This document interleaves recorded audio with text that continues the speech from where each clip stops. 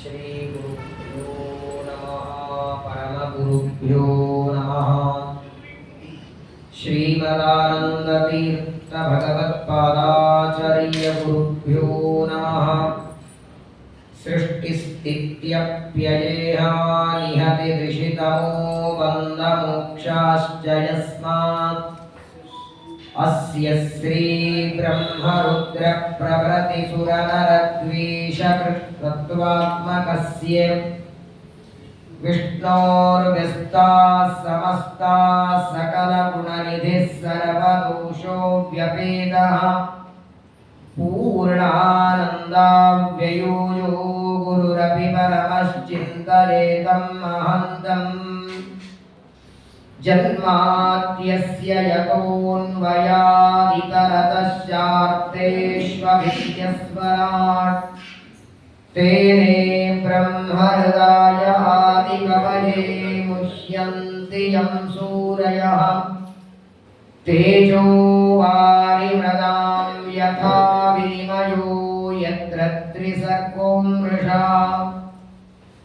धाम्ना स्वेन सदा निरस्तकुहकं सत्यं परं धीमहि निगमकल्पतरोर्गलितं फलं शुकमुखादमृतद्रवसंयुतं पिबत भागवतं रसमालयं मुहुरहो रसिकाः भुवि भावुकाः निर्मत्योग्रभवार्णवे निजमनोभीष्टं दिशामीति यः सम्यक् ज्ञापयितुं करेण विलसन् मन्थारमन्नेन च रम्यं दामदन्महेशरजतग्रामश्रियोऽलङ्कृतिः करवन्देश्वरभक्तिबन्धनवशः प्रीतोऽस्तु कृष्णप्रभुः वसुदेवसुतं देवं कंसचाणूरमर्दनं देवकी परमानन्दं कृष्णं वन्दे जगद्गुरुम् कृष्णाय वासुदेवाय हरये परमात्मने प्रणतक्लेशनाशाय गोविन्दाय नमो नमः यो विप्रलम्ब विपरीतमतिप्रभूतान् वादान् निरस्य कृतवान् भुवि तत्त्ववादम् सर्वेश्वरो हरिरिति प्रतिपादयन्तम् आनन्दतीर्थमुनिवर्यमहं नमामि नमोऽस्तु तात्विका देवाः विष्णुभक्तिपरायणाः धर्ममार्गे प्रेरयन्तो भवन्तः सर्व एव हि यस्वानुभावमखिलश्रुतिसारमेकम् अध्यात्मदीपमतितितिर्षतां तमोन्दम् संसारिणां करुणयाः पुराणगुह्यं तं व्याससूनुमुपयामि गुरुं मुनीनां वक्रतुण्डमहाकाय कोटिसूर्यसमप्रभ निर्विघ्नं कुरु मे देव सर्वकार्येषु सर्वदा आपादमौलिपर्यन्तं गुरूणामाकृतिं स्मरेत् तेन विघ्नाः प्रणश्यन्ति सिद्ध्यन्ति च मनोरथाः श्रीगुरुभ्यो नमः। श्रीशुक उवाच भगवान् पीताम्रात्रिं शारदोत्फुल्लमल्लिकां वीक्ष्य रन्तुं मनश्चक्रे योगमायामुपाश्रितः स्वस्त्यस्तु सताम् अशेषसन्मङ्गलानि भवन्तु श्लोकैकश्रवणपठनमात्रेण कथावक्तुश्च श्रोतॄणाम् निखिलकलिकतकल्मषापनूतनपटुतले मोक्षाद्यखिलपुरुषार्थसाधनीभूते श्रीमद्भागवते महापुराणे यत्किञ्चित् पूर्वोक्तप्रमेयानुवादः हरिः ओम्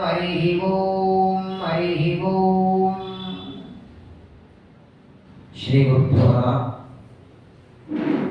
ಶ್ರೀಕೃಷ್ಣ ಪರಮಾತ್ಮನ ಪರಮ ಮಂಗಲವಾದ ದಿವ್ಯವಾದ ಜಗತ್ತಿನ ಸಜ್ಜನರ ತಾಪವನ್ನು ಪರಿಹಾರ ಮಾಡುವ ಚರಿತ್ರೆಯನ್ನ ಶುಕಾಚಾರ್ಯರ ಮುಖಕಮಲದಿಂದ ಪರೀಕ್ಷಿತ ರಾಜರು ಶ್ರವಣ ಮಾಡುತ್ತಿದ್ದಾರೆ. ಶ್ರೀಮದ್ ಭಾಗವತದ 12 ಸ್ಕಂದಗಳಲ್ಲೇನೆ ಅತ್ಯಂತ ವಿಸ್ತಾರವಾದ ಸುಮಾರು 103 ಅಧ್ಯಾಯಗಳಿಂದ ವಿಸ್ತಾರಗೊಂಡಂತಹ ಸ್ಕಂದ ಅದು ದಶಮ ಸ್ಕಂದ. ಒಂದೊಂದು ಕಥೆಗಳನ್ನು ಶುಕಾಚಾರ್ಯರು ವಿಸ್ತಾರವಾಗಿ ನಿರೂಪಣೆಯನ್ನ ಮಾಡುತ್ತಿದ್ದಾರೆ. ನಿನ್ನೆ ದಿವಸ ಗೋವರ್ಧನ ಪರ್ವತದ ಉದ್ಧಾರವನ್ನ ಮಾಡಿ ಎಲ್ಲ ಗೋಪಾಲಕರನ್ನ ಆಪತ್ತಿನಿಂದ ಪರಮಾತ್ಮ ರಕ್ಷಣೆ ಮಾಡಿದ್ದಾರೆ. ವಿಶೇಷವಾಗಿ ದೇವತೆಗಳಿಗೆ ಆಗಾಗ ಅಹಂಕಾರ ಬರ್ತದೆ. ಇಂದ್ರದೇವರಿಗೂ ನಾನು ಸ್ವತಂತ್ರವಾಗಿ ಮಳೆ ಕೊಡೋನು, ನನಗೆ ಯಾರ ಆಶೀರ್ವಾದ ಅನುಗ್ರಹ ಬೇಕಿಲ್ಲ ಅನ್ನುವ ತಾತ್ಕಾಲಿಕವಾಗಿ ಅಹಂಕಾರ ಬಂದಿತ್ತು. ಅದನ್ನ ಪರಿಹಾರ ಮಾಡಬೇಕಾಗಿತ್ತು. ಅದು ಒಂದು ದೇವರ ಕೆಲಸ ಅಂತ ನೋಡಿ. ದೇವತೆಗಳಿಗೆ ಆಗಾಗ ಬಂದ ಅಹಂಕಾರ ಕಡಿಮೆ ಮಾಡೋದು ದೇವರ ಕೆಲಸನೇ. ಯಾಕಂದ್ರೆ ಅವರು ತನ್ನ ಭಕ್ತರಲ್ವೇ, ಅವರ ಅಹಂಕಾರವನ್ನ ತಾನು ದೂರ ಮಾಡಲಿಲ್ಲ ಅಂದ್ರೆ ಅಹಂಕಾರದೊಳಗೆ ಇರ್ತಾರ. ಹಾಗಾಗಬಾರದು ಅಂತ ಇಂದ್ರದೇವರ ಗರ್ವವನ್ನ ಪರಿಹಾರ ಮಾಡುವುದಕ್ಕಾಗಿ ಇಂದ್ರದೇವರಿಗಾಗಿ ಮಾಡುವ ಯಜ್ಞವನ್ನ ಬೇಡ ಅಂತ ಹೇಳಿ ಗೋವರ್ಧನ ಪೂಜೆಯನ್ನ ಮಾಡಿಸ್ತಾರೆ. ಕೋಪದಿಂದ ಇಂದ್ರದೇವರು ಮಳೆ ಹಾಕ್ತಾರೆ. ಗೋವರ್ಧನ ಗಿರಿಯನ್ನ ಕಿರುಬೆರಳಿನಲ್ಲಿ ಎತ್ತಿ ಆಕಳು ಎಲ್ಲ ಗೋಪಾಲಕರು ಗೋಪಿಕಾ ಸ್ತ್ರೀಯರು ಎಲ್ಲರನ್ನ ರಕ್ಷಣೆ ಮಾಡಿದ ಒಂದು ಕಥೆ. ಅದನ್ನ ನಾವು ನಿತ್ಯದಲ್ಲಿ ಚಿಂತನ ಮಾಡಬೇಕು. ಅದನ್ನ ನಿನ್ನೆ ದಿವಸ ಶ್ರವಣ ಮಾಡಿದ್ದೇವೆ. ಅದಾದ ಮೇಲೆ ಏಕಾದಶಿಯ ವ್ರತವನ್ನ ಮಾಡಿ ಮಧ್ಯರಾತ್ರಿಯಲ್ಲಿ ಸ್ನಾನಕ್ಕೆ ಹೋದ ನಂದ ವರುಣದೇವರ ಒಬ್ಬ ಸೇವಕ ಅಪಹಾರ ಮಾಡ್ಕೊಂಡು ಹೋಗಿಬಿಡ್ತಾರೆ. ಆ ವರುಣದೇವರನ್ನ ಪರಮಾತ್ಮ ಶಾಸನ ಮಾಡಿ ತಂದೆಯನ್ನ ಬಿಡಿಸಿಕೊಂಡು ಬರ್ತಾನೆ. ಹೀಗೆ ಒಂದೊಂದು ಘಟನೆಗಳನ್ನ ಬಹಳ ವಿಸ್ತಾರವಾಗಿ ಶುಕಾಚಾರ್ಯರು ನಿರೂಪಣೆಯನ್ನು ಮಾಡುತ್ತಿದ್ದಾರೆ. ಕೃಷ್ಣ ಪರಮಾತ್ಮನಿಗೆ 7 ಮುಗಿದು 8 ವರ್ಷದ ಹತ್ರ ಇನ್ನು ಬರ್ತಿದ್ದಾರೆ. 7ನೇ ವರ್ಷ ಕೊನೆ ಭಾಗದಲ್ಲಿದ್ದಾರೆ. ಒಂದು ದಿನ ವೃಂದಾವನದಲ್ಲಿ ಇದೇ ಶರದ್ ಋತು, ಕಾರ್ತಿಕ ಮತ್ತು ಮಾರ್ಗಶೀರ್ಷ ಮಾಸ, ಅಶ್ವಿನ ಮತ್ತು ಕಾರ್ತಿಕ ಶರದ್ ಋತುವಿನಲ್ಲಿ, ಶರದ್ ಋತುವಿನ ಈ ಕಾರ್ತಿಕ ಮಾಸದಲ್ಲಿ ಒಂದು ದಿನ ಮಧ್ಯರಾತ್ರಿ ಒಬ್ಬಂಟಿಕನ, ಯಾರೂ ಇಲ್ಲ, ತುಂಬಿ ನಕ್ಷತ್ರಗಳು, 16 ಕಲೆಗಳಿಂದ ಚಂದ್ರ ಇದ್ದಾರೆ, ಸುಂದರವಾದ ಬೆಳದಿಂಗಳು ಬಿದ್ದಿದೆ. ತಾನು ಮಾತ್ರ ತಲೆ ಮೇಲೆ ಕಿರೀಟ ಹಾಕೊಂಡು ಉತ್ತಮವಾದ ಆಭರಣಗಳನ್ನೆಲ್ಲ ಕೊರಳಿನಲ್ಲಿ ಹಾಕಿಕೊಂಡು ಒಬ್ಬಂಟಿಕನಾಗಿ ಗಿಡದ ಮೇಲೆ ಕೂತ್ಕೊಂಡು ಕೊಳಲ್ನಾದ ಮಾಡುತ್ತಿದ್ದಾರೆ. ರಾತ್ರಿ ಹೊತ್ತು ಏಕಾಂತದಲ್ಲಿ. ಪ್ರಾತಃ ಕಾಲದಲ್ಲಿ ಪ್ರತಿನಿತ್ಯ ಆಕಳನ್ನ ತಂದು ಆಕಳನ್ನೆಲ್ಲ ಮೇಯುವುದನ್ನು ಬಿಡಬೇಕು. ಸಾಯಂಕಾಲ ಆಕಳನ್ನು ತಗೊಂಡು ಹೋಗುವಾಗ ನಿತ್ಯ ಕೊಳಲು ಬಾರಿಸ್ತಿದ್ದ. ಅದು ಬೇರೆ. ಆಕಳನ್ನ ತಿರುಗಿ ಬರುವುದಕ್ಕಾಗಿ ಕೊಳಲ್ನಾದ ನಿತ್ಯ ಮಾಡುತ್ತಿದ್ದ. ಇದೊಂದು ಸ್ಪೆಷಲ್ ಇದೆ. ರಾತ್ರಿ ಹೊತ್ತು ಏಕಾಂತದಲ್ಲಿ ಪರಮಾತ್ಮ ಆ ಕೊಳಲ್ನಾದ ಮಾಡುತ್ತಾ ಇದ್ದಾನೆ. ಎಷ್ಟು ಚೆನ್ನಾಗಿ ನುಡಿಸುತ್ತಿದ್ದಾನೆ. ತದೌಡು ರಾಜಃ ಕಪುಭಕ್ಕರಿನ್ಮುಖಂ ಪ್ರಾಚ್ಯಾವಿಲಂಪನ್ನ ಋಣೈಶ್ಚ ಶಂತಮೈಃ. ಶ್ರೀಕೃಷ್ಣ ಪರಮಾತ್ಮ ಆ ಕೊಳಲನ್ನ ಊದ್ತಾ ಕೂತಿದ್ರೆ ಆ ಭಗವಂತನ ಕೊಳಲ ಧ್ವನಿ ಕೇಳುವುದಕ್ಕೆ ಆಕಾಶದಲ್ಲಿ ದೇವತೆಗಳೆಲ್ಲ ಬಂದಿದ್ದಾರೆ. ಪ್ರಾಯ ಈ ಸಂಗೀತ ಕಾರ್ಯಕ್ರಮ ನಡೆಸಿಕೊಡುವ ಶೇಷಗಿರಿದಾಸ ಅಥವಾ ಅನಂತ ಕುಲಕರ್ಣಿ ಅಥವಾ ಪುತ್ತೂರು ನರಸಿಂಹ ಅವರ ಸಂಗೀತ ಇದ್ರೆ 100 ಜನ ಬಂದಿರ್ತಾರೆ. ಪ್ರಸಿದ್ಧ ಒಬ್ಬ ಗಾಯಕರು ಹಾಡೋದಕ್ಕೆ ಬಂದಿದ್ದಾರಂದ್ರೇನೆ ಅವರ ಧ್ವನಿ ಕೇಳೋದಕ್ಕೆ 100,000 ಜನ ಸೇರ್ತಾರೆ. ಆ ಎಲ್ಲ ಗಾಯಕರಿಗೂ ಧ್ವನಿ ಕೊಟ್ಟ ಸ್ವಾಮಿ ಇವರು, ದೇವಾದಿದೇವ. ಇವನಷ್ಟು ಚೆಲುವಾಗಿ ಯಾರು ಹಾಡ್ತಾರೆ ನೋಡಿ. ಈ ಹಾಡುಗಳನ್ನ ಹಾಡೋದು ಪುರಂದರದಾಸರು, ಗೋಪಾಲದಾಸರು, ವಿಜಯದಾಸರಿಂದ ಬಂದದ್ದಲ್ಲ. ಸಂಗೀತ ಶ್ರೀಮದಾಚಾರ್ಯರಿಂದ ಬಂದದ್ದು. ಆಚಾರ್ಯರಿಗೆ ಎಷ್ಟು ಚೆನ್ನಾಗಿ ಹಾಡು ಹಾಡ್ಲಿಕ್ಕೆ ಬರ್ತಿತ್ತು ಅಂದ್ರೆ ಸುಮಧ್ವಜ ವರ್ಣನ ಮಾಡ್ತದೆ. ಗಿಡ ನೆಲದಲ್ಲಿ ಬೀಜ ಬಿತ್ತಿದರೆ ಶ್ರೀಮದಾಚಾರ್ಯರು ಹಾಡ ಪ್ರಾರಂಭ ಮಾಡಿದರೆ ಆ ಬಿತ್ತಿದ ಬೀಜ ಮೊಳಕೆಯಾಗಿ ದೊಡ್ಡದಾಗಿ ಗಿಡವಾಗಿ ತೆನೆಯಾಗಿ ಹೂವಾಗಿ ಹಣ್ಣಾಗಬೇಕು ಒಂದು ಹಾಡೋದ್ರೊಳಗೆ. ಆಚಾರ್ಯರ ಕೇವಲ ಆ ಗಾನ ಸಂಪದ, ಅವರ ಹಾಡುವ ಹಾಡಿನಿಂದ ದೊಡ್ಡದಾಗಿ ವೃಕ್ಷವಾಗಿ ಗಿಡ ಆಗಿ ಹಣ್ಣಾಗಬೇಕಂತೆ. ನಾವು ಆ ಹಾಡಿದರೆ ಇದ್ದದ ಗಿಡನೂ ಬಾಡು ಹೋಗೋದಷ್ಟೇ. ಕೃಷ್ಣ ಪರಮಾತ್ಮನ ಕೊಳಲನಾದರೆ ನಿನ್ನೆ ನಾನು ಮಾತಾಡಿದ್ದೆ, ಕೃಷ್ಣ ಊದುವ ಕೊಳಲು ಅದು ಯಾವುದೋ ಬಿದುರಿನ ಕೊಳಲಲ್ಲ. ಜಗನ್ಮಾತೆ ಲಕ್ಷ್ಮೀದೇವಿ ಯಾವಾಗಲೂ ನೋಡಿ, ದೇವರು ಉಪಯೋಗಿಸುವ, ದೇವರು ಮುಟ್ಟುವ ಯಾವ ವಸ್ತುಗಳಿರಲಿ ಅಲ್ಲಿ ಲಕ್ಷ್ಮೀ ಸನ್ನಿಧಾನ ಇರಬೇಕು. ಮೊನ್ನೆ ವೆಂಕಟೇಶ್ ಕಲ್ಯಾಣ ಕೇಳಿ, ಶ್ರೀನಿವಾಸ ಬೇಟೆಗೆ ಹೋಗುವಾಗ ವಾಯುದೇವರು ಕುದುರೆಯಾಗಿ ಬಂದಿದ್ರು. ಕುದುರೆ ವಾಯುದೇವರು, ಕುದುರೆಗಿರುವ ಲಗಾಮ ಯಾರು? ಮಹಾಲಕ್ಷ್ಮಿ. ಯಾಕಂದ್ರೆ ಕೈಯಲ್ಲಿ ಹಿಡಿಬೇಕಲ್ಲ ಲಗಾಮನ್ನ. ಕೃಷ್ಣ ಶ್ರೀನಿವಾಸ ಕೈಯಲ್ಲಿ ಹಿಡಿಬೇಕಾದ್ರೆ ಲಕ್ಷ್ಮೀ ದೇವಿ. ಹಾಗಾಗಿ ದೇವರ ಪೂಜೆ ಮಾಡುವಾಗಲೂ ಶಂಖಕ್ಕೆ ಸ್ಪರ್ಶ ಮಾಡಿ ದೇವರಿಗೆ ನಾವು ಸಮರ್ಪಣೆ ಮಾಡ್ತೇವೆ. ಅರ್ಘ್ಯ ಪಾದ್ಯ ಏನು ಕೊಟ್ಟು ಲಕ್ಷ್ಮೀ ದೇವಿಯ ದ್ವಾರ ಪರಮಾತ್ಮನಿಗೆ ಸಮರ್ಪಣೆ. ಅಂತಹ ಸಾಕ್ಷಾತ್ ಲಕ್ಷ್ಮೀ ದೇವಿಯ ಸನ್ನಿಧಾನ ಇರುವ ಆ ಕೊಳಲನ್ನ ಕೂತಿದ್ದಾನೆ. ನಿಶಮ್ಯ ಗೀತಂ ತದರಂಗ ವರ್ಧನಂ ವ್ರಜಸ್ತ್ರಿಯ ಕೃಷ್ಣ ನಿಶಕ್ತ ಮಾನಸಾಹ. ನೋಡಿದರೆ ಅದು ಹಗಲೊತ್ತಲ್ಲ, ಏನೋ ಕೃಷ್ಣ ಕೊಳಲು ಕೂತಿದ್ದಾನೆ, ಹೋಗೋಣ ನಡೀರಿ ನೋಡ್ಕೊಂಡ್ ಬರೋಣ ಅಂದ್ರೆ ಮಧ್ಯರಾತ್ರಿ. ಅದು ಕೂತಿದ್ದಾರೆ ಬೃಂದಾವನದಲ್ಲಿ, ಸುತ್ತಲೆಲ್ಲ ಕಾಡು ಪ್ರಾಣಿಗಳು. ಅಂತಹ ಭಯಾನಕವಾದ ಅರಣ್ಯದೊಳಗೆ ಒಬ್ಬಂಟಿಕನಾಗಿ ಕೂತಿದ್ದಾನೆ. ಆದ್ರೆ ಅವನು ಕೂತದ್ದೇನು ಅಲ್ಲಿ ಆ ಧ್ವನಿ ಕೇಳಿಸಿದೆ. ಯಾರಿಗೆ? ಗೋಪಿಕಾಸ್ತ್ರೀಯರಿಗೆ. ಇವತ್ತು ನೀವು ವೃಂದಾವನಕ್ಕೆ ಹೋಗಿ ನೋಡಿ, ವೃಂದಾವನದಿಂದ ಗೋಕುಲ ಸುಮಾರು ಒಂದು 10-15 ಕಿಲೋಮೀಟರ್ ದೂರದಲ್ಲಿದೆ. ಅಷ್ಟು ದೂರದಲ್ಲಿ ವೃಂದಾವನದಲ್ಲಿ ಪರಮಾತ್ಮ ಕೊಳಲನಾದ ಮಾಡುತ್ತಿದ್ರೆ, ಈ ಗೋಕುಲದಲ್ಲಿ ಎಷ್ಟೋ ಜನ ಮಲಗಿದ್ರಂತೆ ಪಾಪ. ಇನ್ನೇನು ಹಾಸ್ಬೇಕು. ಕೆಲವರು ಮಲಗಿದ್ರು, ಕೆಲವರು ಊಟಕ್ಕೆ ಬಡಿಸ್ತಿದ್ರು, ಕೆಲವರು ಅಲಂಕಾರ ಮಾಡ್ಕೊಳ್ತಿದ್ರು. ಏನೇನೋ ವಿಚಿತ್ರ ಕಾರ್ಯ. ಎಲ್ಲರ ಕಿವಿಗೆ ಪರಮಾತ್ಮನ ಕೊಳಲನಾದ ಹಿಡಿದಿದೆ ನೋಡಿ. ದಾಸರಾಯರು ಇದೇ ಒಂದು ಹಾಡದಲ್ಲಿ ಹೇಳ್ತಾರೆ, ಶ್ರೀಕೃಷ್ಣ ಪರಮಾತ್ಮನ ಕೊಳಲ ಹೇಗೆ ಊದ್ತಿದ್ದ.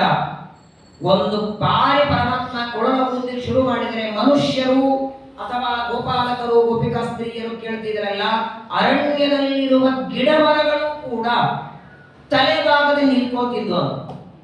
ಗಿಡಗಳು ಜೋರಾಗಿ ಗಾಳಿ ಬೀಸ್ತಿದ್ರೆ ಗಾಳಿ ಬೀಸುವ ಶಬ್ದದೊಳಗೆ ಕೃಷ್ಣನ ಕಥೆ ಕೇಳಿಕ್ಕಾಗೋದಿಲ್ಲ, ವೇಣುಗಾನ ಕೇಳಿಕ್ಕಾಗೋದಿಲ್ಲ. ಅದನ್ನೇ ಒಂದು ಗೀತ ಆಯಿತು, ವೇಣು ಗೀತ.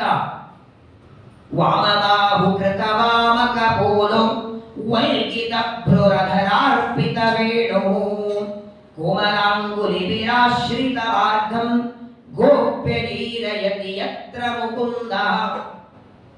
ಬಹಳ ಸುಂದರವಾಗಿ ಕೃಷ್ಣ ಪರಮಾತ್ಮನ ಕೊಳಲ್ನಾದವನ್ನ ಆ ಭಗವಂತ ಮಾಡುವ ವೇಣುಗಾನ ವೇದವ್ಯಾಸದೇವರು ವರ್ಣನ ಮಾಡ್ತಾರೆ. ವಿಚಿತ್ರ ಅಂದ್ರೆ ಶ್ರೀಕೃಷ್ಣ ಪರಮಾತ್ಮ ಕೊಳಲನಾದ ಮಾಡುತ್ತಿದ್ರೆ ಕೆಲವರಿಗೆ ಆ ಕೊಳಲ ಧ್ವನಿ ಕೇಳಿಸ್ತು, ಮಧ್ಯರಾತ್ರಿ ಎದ್ದು ಹೋಗೋ ಹಾಗಿಲ್ಲ. ಆದರೂ ತಡೀಲಿಕ್ಕಾಗಲಿಲ್ಲ, ಹೊರಟಿದ್ದಾರೆ.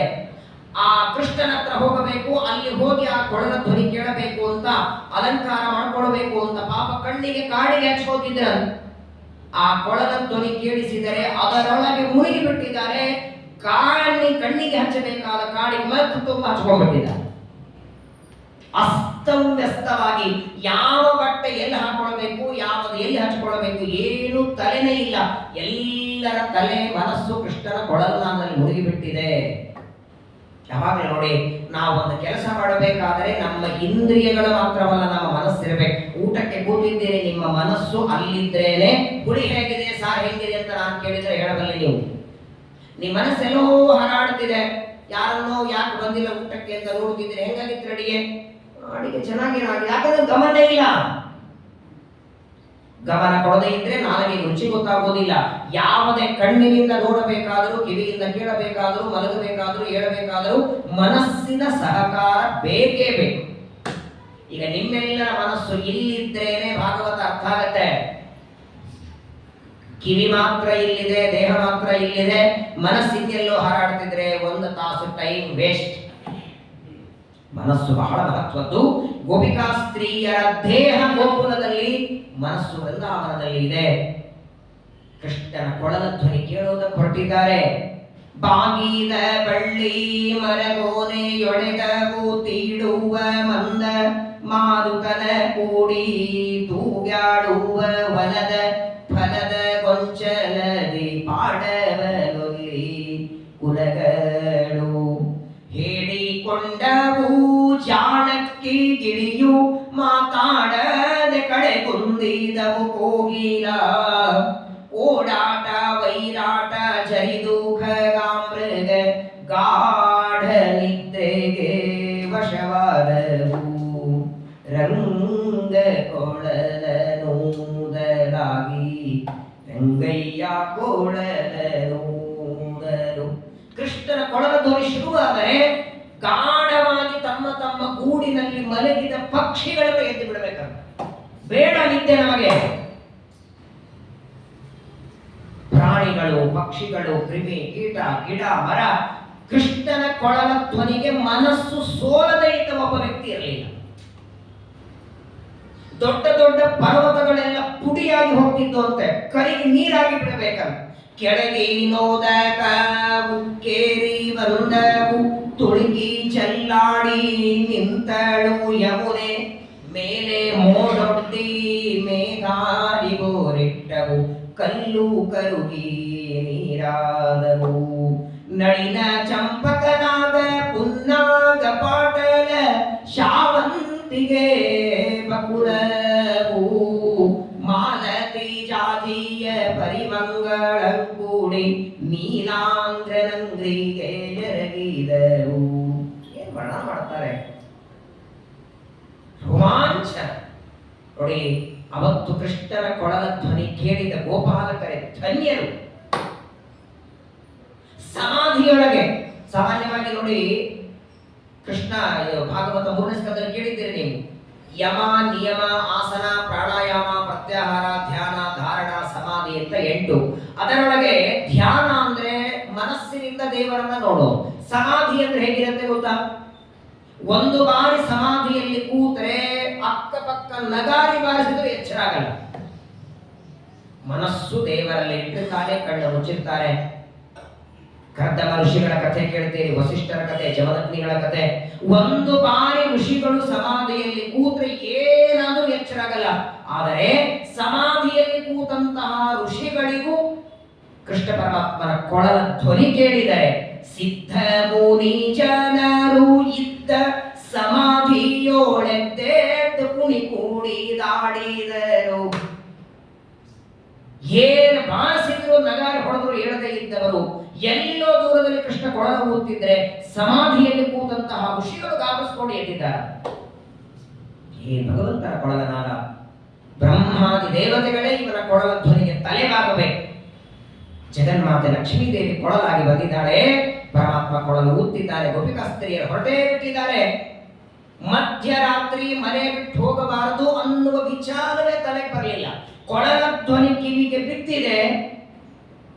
ಅರ್ಧ ಬಡಿಸ್ತಿದ್ರು, ಬಡಿಸೋದನ್ನ ಅಲ್ಲೇ ಬಿಟ್ಟಿದ್ದಾರೆ. ಹಾಸಿಗೆ ಹಾಸ್ಕೊಡ್ತಿದ್ದಾರೆ, ಅದನ್ನ ಅಲ್ಲೇ ಬಿಡ್ತಾರೆ. ಯಾವ ಕೆಲಸ ಮಾಡುತ್ತಿದ್ದಾರೆ, ಕೆಲಸ ಅರ್ಥದಲ್ಲಿ ಬಿಟ್ಟಿದ್ದಾರೆ, ಹೊರಟೇ ಬಿಡ್ತಾರೆ. ಎಲ್ಲರೂ ಕೇಳ್ತಾರೆ, ಮನೆಯಲ್ಲಿ ಎಲ್ಲಿ ಹೊರಟಿರಿ? ಮಧ್ಯರಾತ್ರಿ ನೋಡಿದ್ರೆ ಅವರೆಲ್ಲ ಗೋಪಿಕಾಸ್ತ್ರೀಯರು ವಿವಾಹ ಮಾಡಿಕೊಂಡವರು, ಮತ್ತೆ ಮದುವೆ ಮಾಡಿಕೊಂಡವರು, ಅತ್ತೆ ಮಾಮ ಗಂಡ ಮಕ್ಕಳು ಎಲ್ಲ ಇದ್ದಾರೆ. ಮನೆ ಬಿಟ್ಟು ಹೊರಟಿದ್ದಾರೆ. ಎಲ್ಲಿ ಅಂದ್ರೆ ಕೃಷ್ಣನ ಕೊಳಲ ಧ್ವನಿಗೆ ಹೊರಟಿದ್ದೇವೆ. ಬೇಡ ಅಂತಾರೆ. ಕ್ರೂರ ಪ್ರಾಣಿಗಳಿರುವ ಅರಣ್ಯ ಅದು, ಅಲ್ಲಿ ಹೋಗೋದು ಬೇಡ, ಅದು ಹೋಗೋ ಸಮಯ ಅಲ್ಲ ಇದು. ಮನೆಯ ಬಾಂಧವರ ಯಾರ ತಡೆದ್ರು ತಾವಾರ್ಯಮಾಣ ಪತಿಭಿ ಪಿತೃಭಿ ಭ್ರಾತೃ ಬಂಧುಭಿ, ಗಂಡ ಅತ್ತೆ ಮಾವ ಅಣ್ಣ ತಮ್ಮ ಯಾರು ತಡೆದರೂ ಕೂಡ ಭಗವಂತನ ಕೊಳಲ ಧ್ವನಿ ಕೇಳುವುದಕ್ಕೆ ಗೋಪಿಕಾಸ್ತ್ರೀಯರ ಮನಸ್ಸು ಎಷ್ಟು ಉದ್ವಿಗ್ನ ಆಗಿತ್ತು ಅಂದ್ರೆ ಅವರ ಮಾತು ಕೇಳದೆ ಎಲ್ಲರೂ ಓಡಿ ಬಂದಿದ್ದಾರೆ.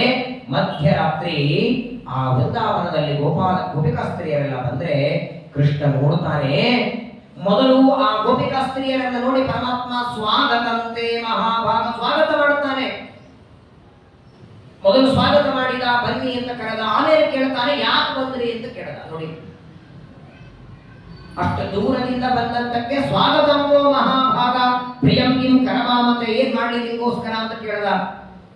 ಆಮೇಲೆ ಕೃಷ್ಣನೇ ಅಂತಾನೆ, ಈ ಮಧ್ಯರಾತ್ರಿ ಯಾಕೆ ಬಂದಿದ್ದೀರಿ ಅಂದಾಗ ಗೋಪಿಕಾಸ್ತ್ರೀಯರು ಅಂತಾರಲ್ಲ, ಸ್ವಾಮಿ ನೀನೊಂದು ಮಾತು ನಮಗೆ ಹಿಂದೆ ಹೇಳಿದ್ದೀನಿ, ನೆನಪಿದೆಯಾ? ನಾವೆಲ್ಲರೂ ನಿನಗೆ ಪ್ರಾರ್ಥನೆ ಮಾಡಿ ನಿನ್ನ ಕೈ ಹಿಡಿದು ರಾಸಕ್ರೀಡೆ ಮಾಡಬೇಕು, ರಾಸ ಮಂಡಲದಲ್ಲಿ ಆಟ ಆಡಬೇಕು ಅಂತ ಪ್ರಾರ್ಥನೆ ಮಾಡಿದ್ವಿ. ಆಗ ನೀನೇನ್ ಹೇಳಿದೆ? ಯಾವತ್ತು ನಾನು ಒಬ್ಬಂಟಿಗನಾಗಿ ವೃಂದಾವನದಲ್ಲಿ ಕೊಳಲನಾದ ಮಾಡ್ತೇನೆ ಅವತ್ತು ಬನ್ನಿ ಅಂತ ಹೇಳಿದ್ದೀಯಲ್ಲ, ಅದನ್ನು ನೆನೆಸ್ಕೊಂಡು ಇವತ್ತು ಬಂದಿದ್ದೇವೆ. ಈ ಮಧ್ಯರಾತ್ರಿ ತುಂಬಿದ ನಕ್ಷತ್ರಗಳು, ಆಕಾಶದಲ್ಲಿ 16 ಕಲೆಗಳ ಚಂದ್ರ, ಪರಿಪೂರ್ಣ ಬೆಳದಿಂಗಳ ಬಿದ್ದಿದೆ.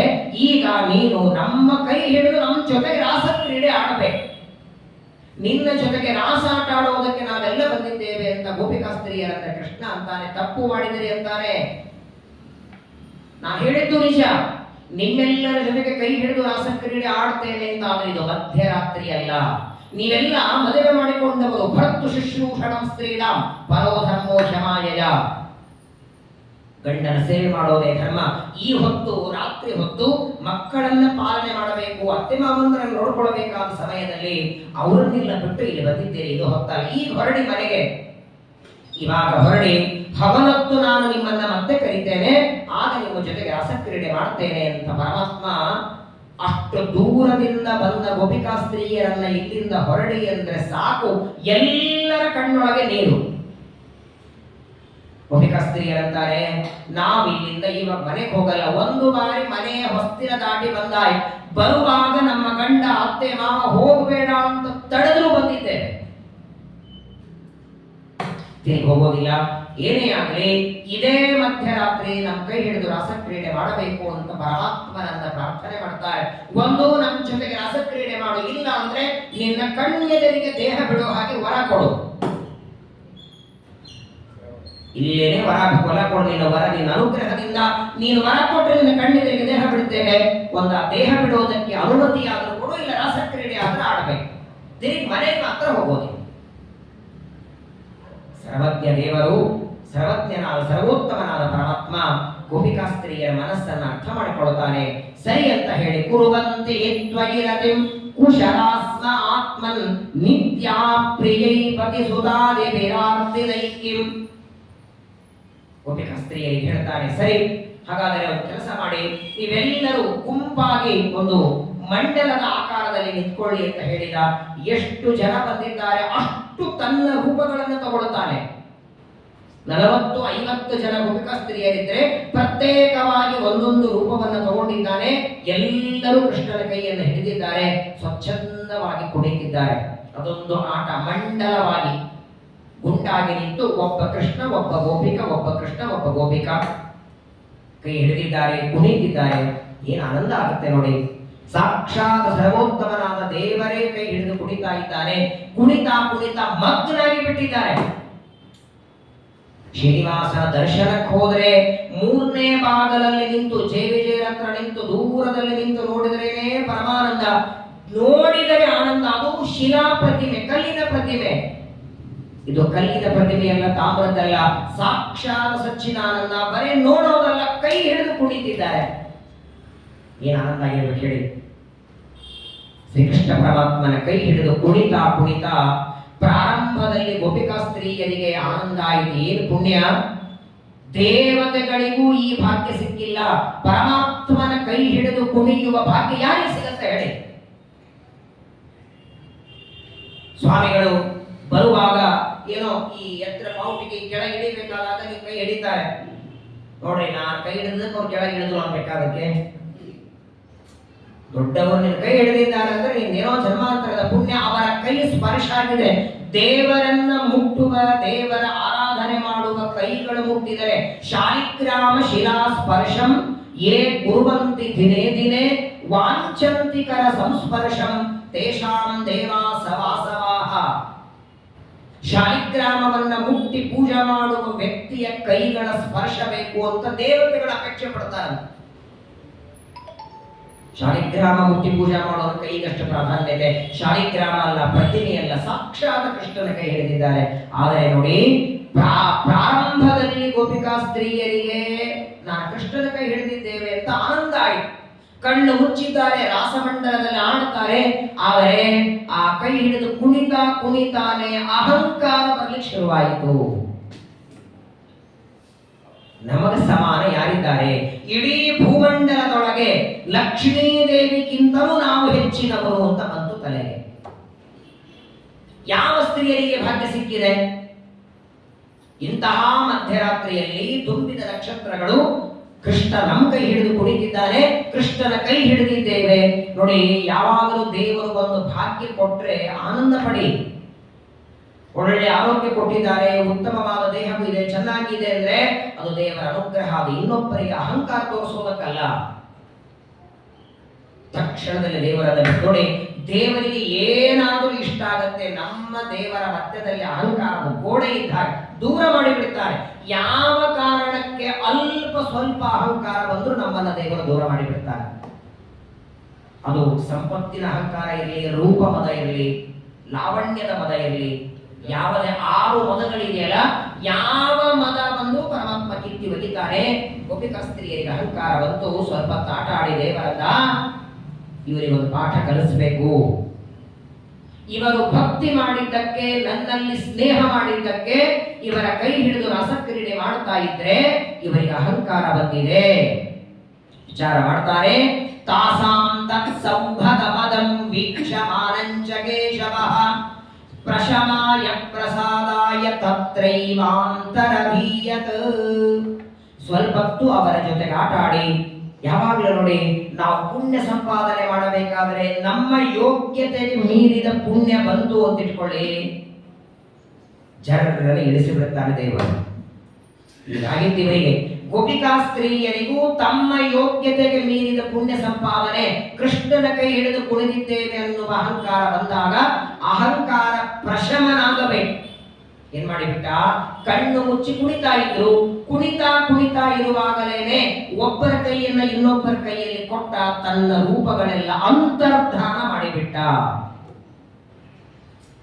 ಕ್ಷಣ ಮಾತ್ರದಲ್ಲಿ ರೂಪಗಳೆಲ್ಲ ಮಾಯ ಮಾಡಿಬಿಟ್ಟ. ಎಲ್ಲ ಕೃಷ್ಣನ ರೂಪಗಳು ಅದೃಶ್ಯ ಆಯಿತು. ಇವರು ಕಣ್ಣು ಮುಚ್ಚಿ ಕುಣಿತಿದ್ದಾರೆ. ಸ್ವಲ್ಪ ಹೊತ್ತಿನವರೆಗೆ ಇವರಿಗೆ ಗೊತ್ತಾಗಿಲ್ಲ ಕೃಷ್ಣನ ಕೈನೇ ಹಿಡಿದಿದ್ದೇವೆ ಅನ್ನುವ ಭ್ರಮೆಯೊಳಗೆ ಇದ್ದಾರೆ. ಕಣ್ಣ ತೆಗೆದು ನೋಡುತ್ತಾರೆ. ರಮಾಬೈ ಕೈ ಭೀಮಾಬೈ ಹೇಳಿದ್ರೆ, ಭೀಮಾಬೈ ಕೈ ಕಾಮಾಬೈ ಹೇಳಿದ್ರ, ಎಲ್ಲ ಬಾಯಿಗಳಲ್ಲಿ ಎಲ್ಲಿದ್ದಾನೆ. ಪರಸ್ಪರವಾಗಿ ಅವರವರ ಕೈಯನ್ನ ಕೊಟ್ಟು, ಕೈ ಕೊಡುವುದು ಅಂತಾರ ನೋಡಿ, ಕೈ ಕೊಟ್ಟು ಹೊಡೋದು ಬಿಟ್ಟ ಅಂತಾರಲ್ಲ.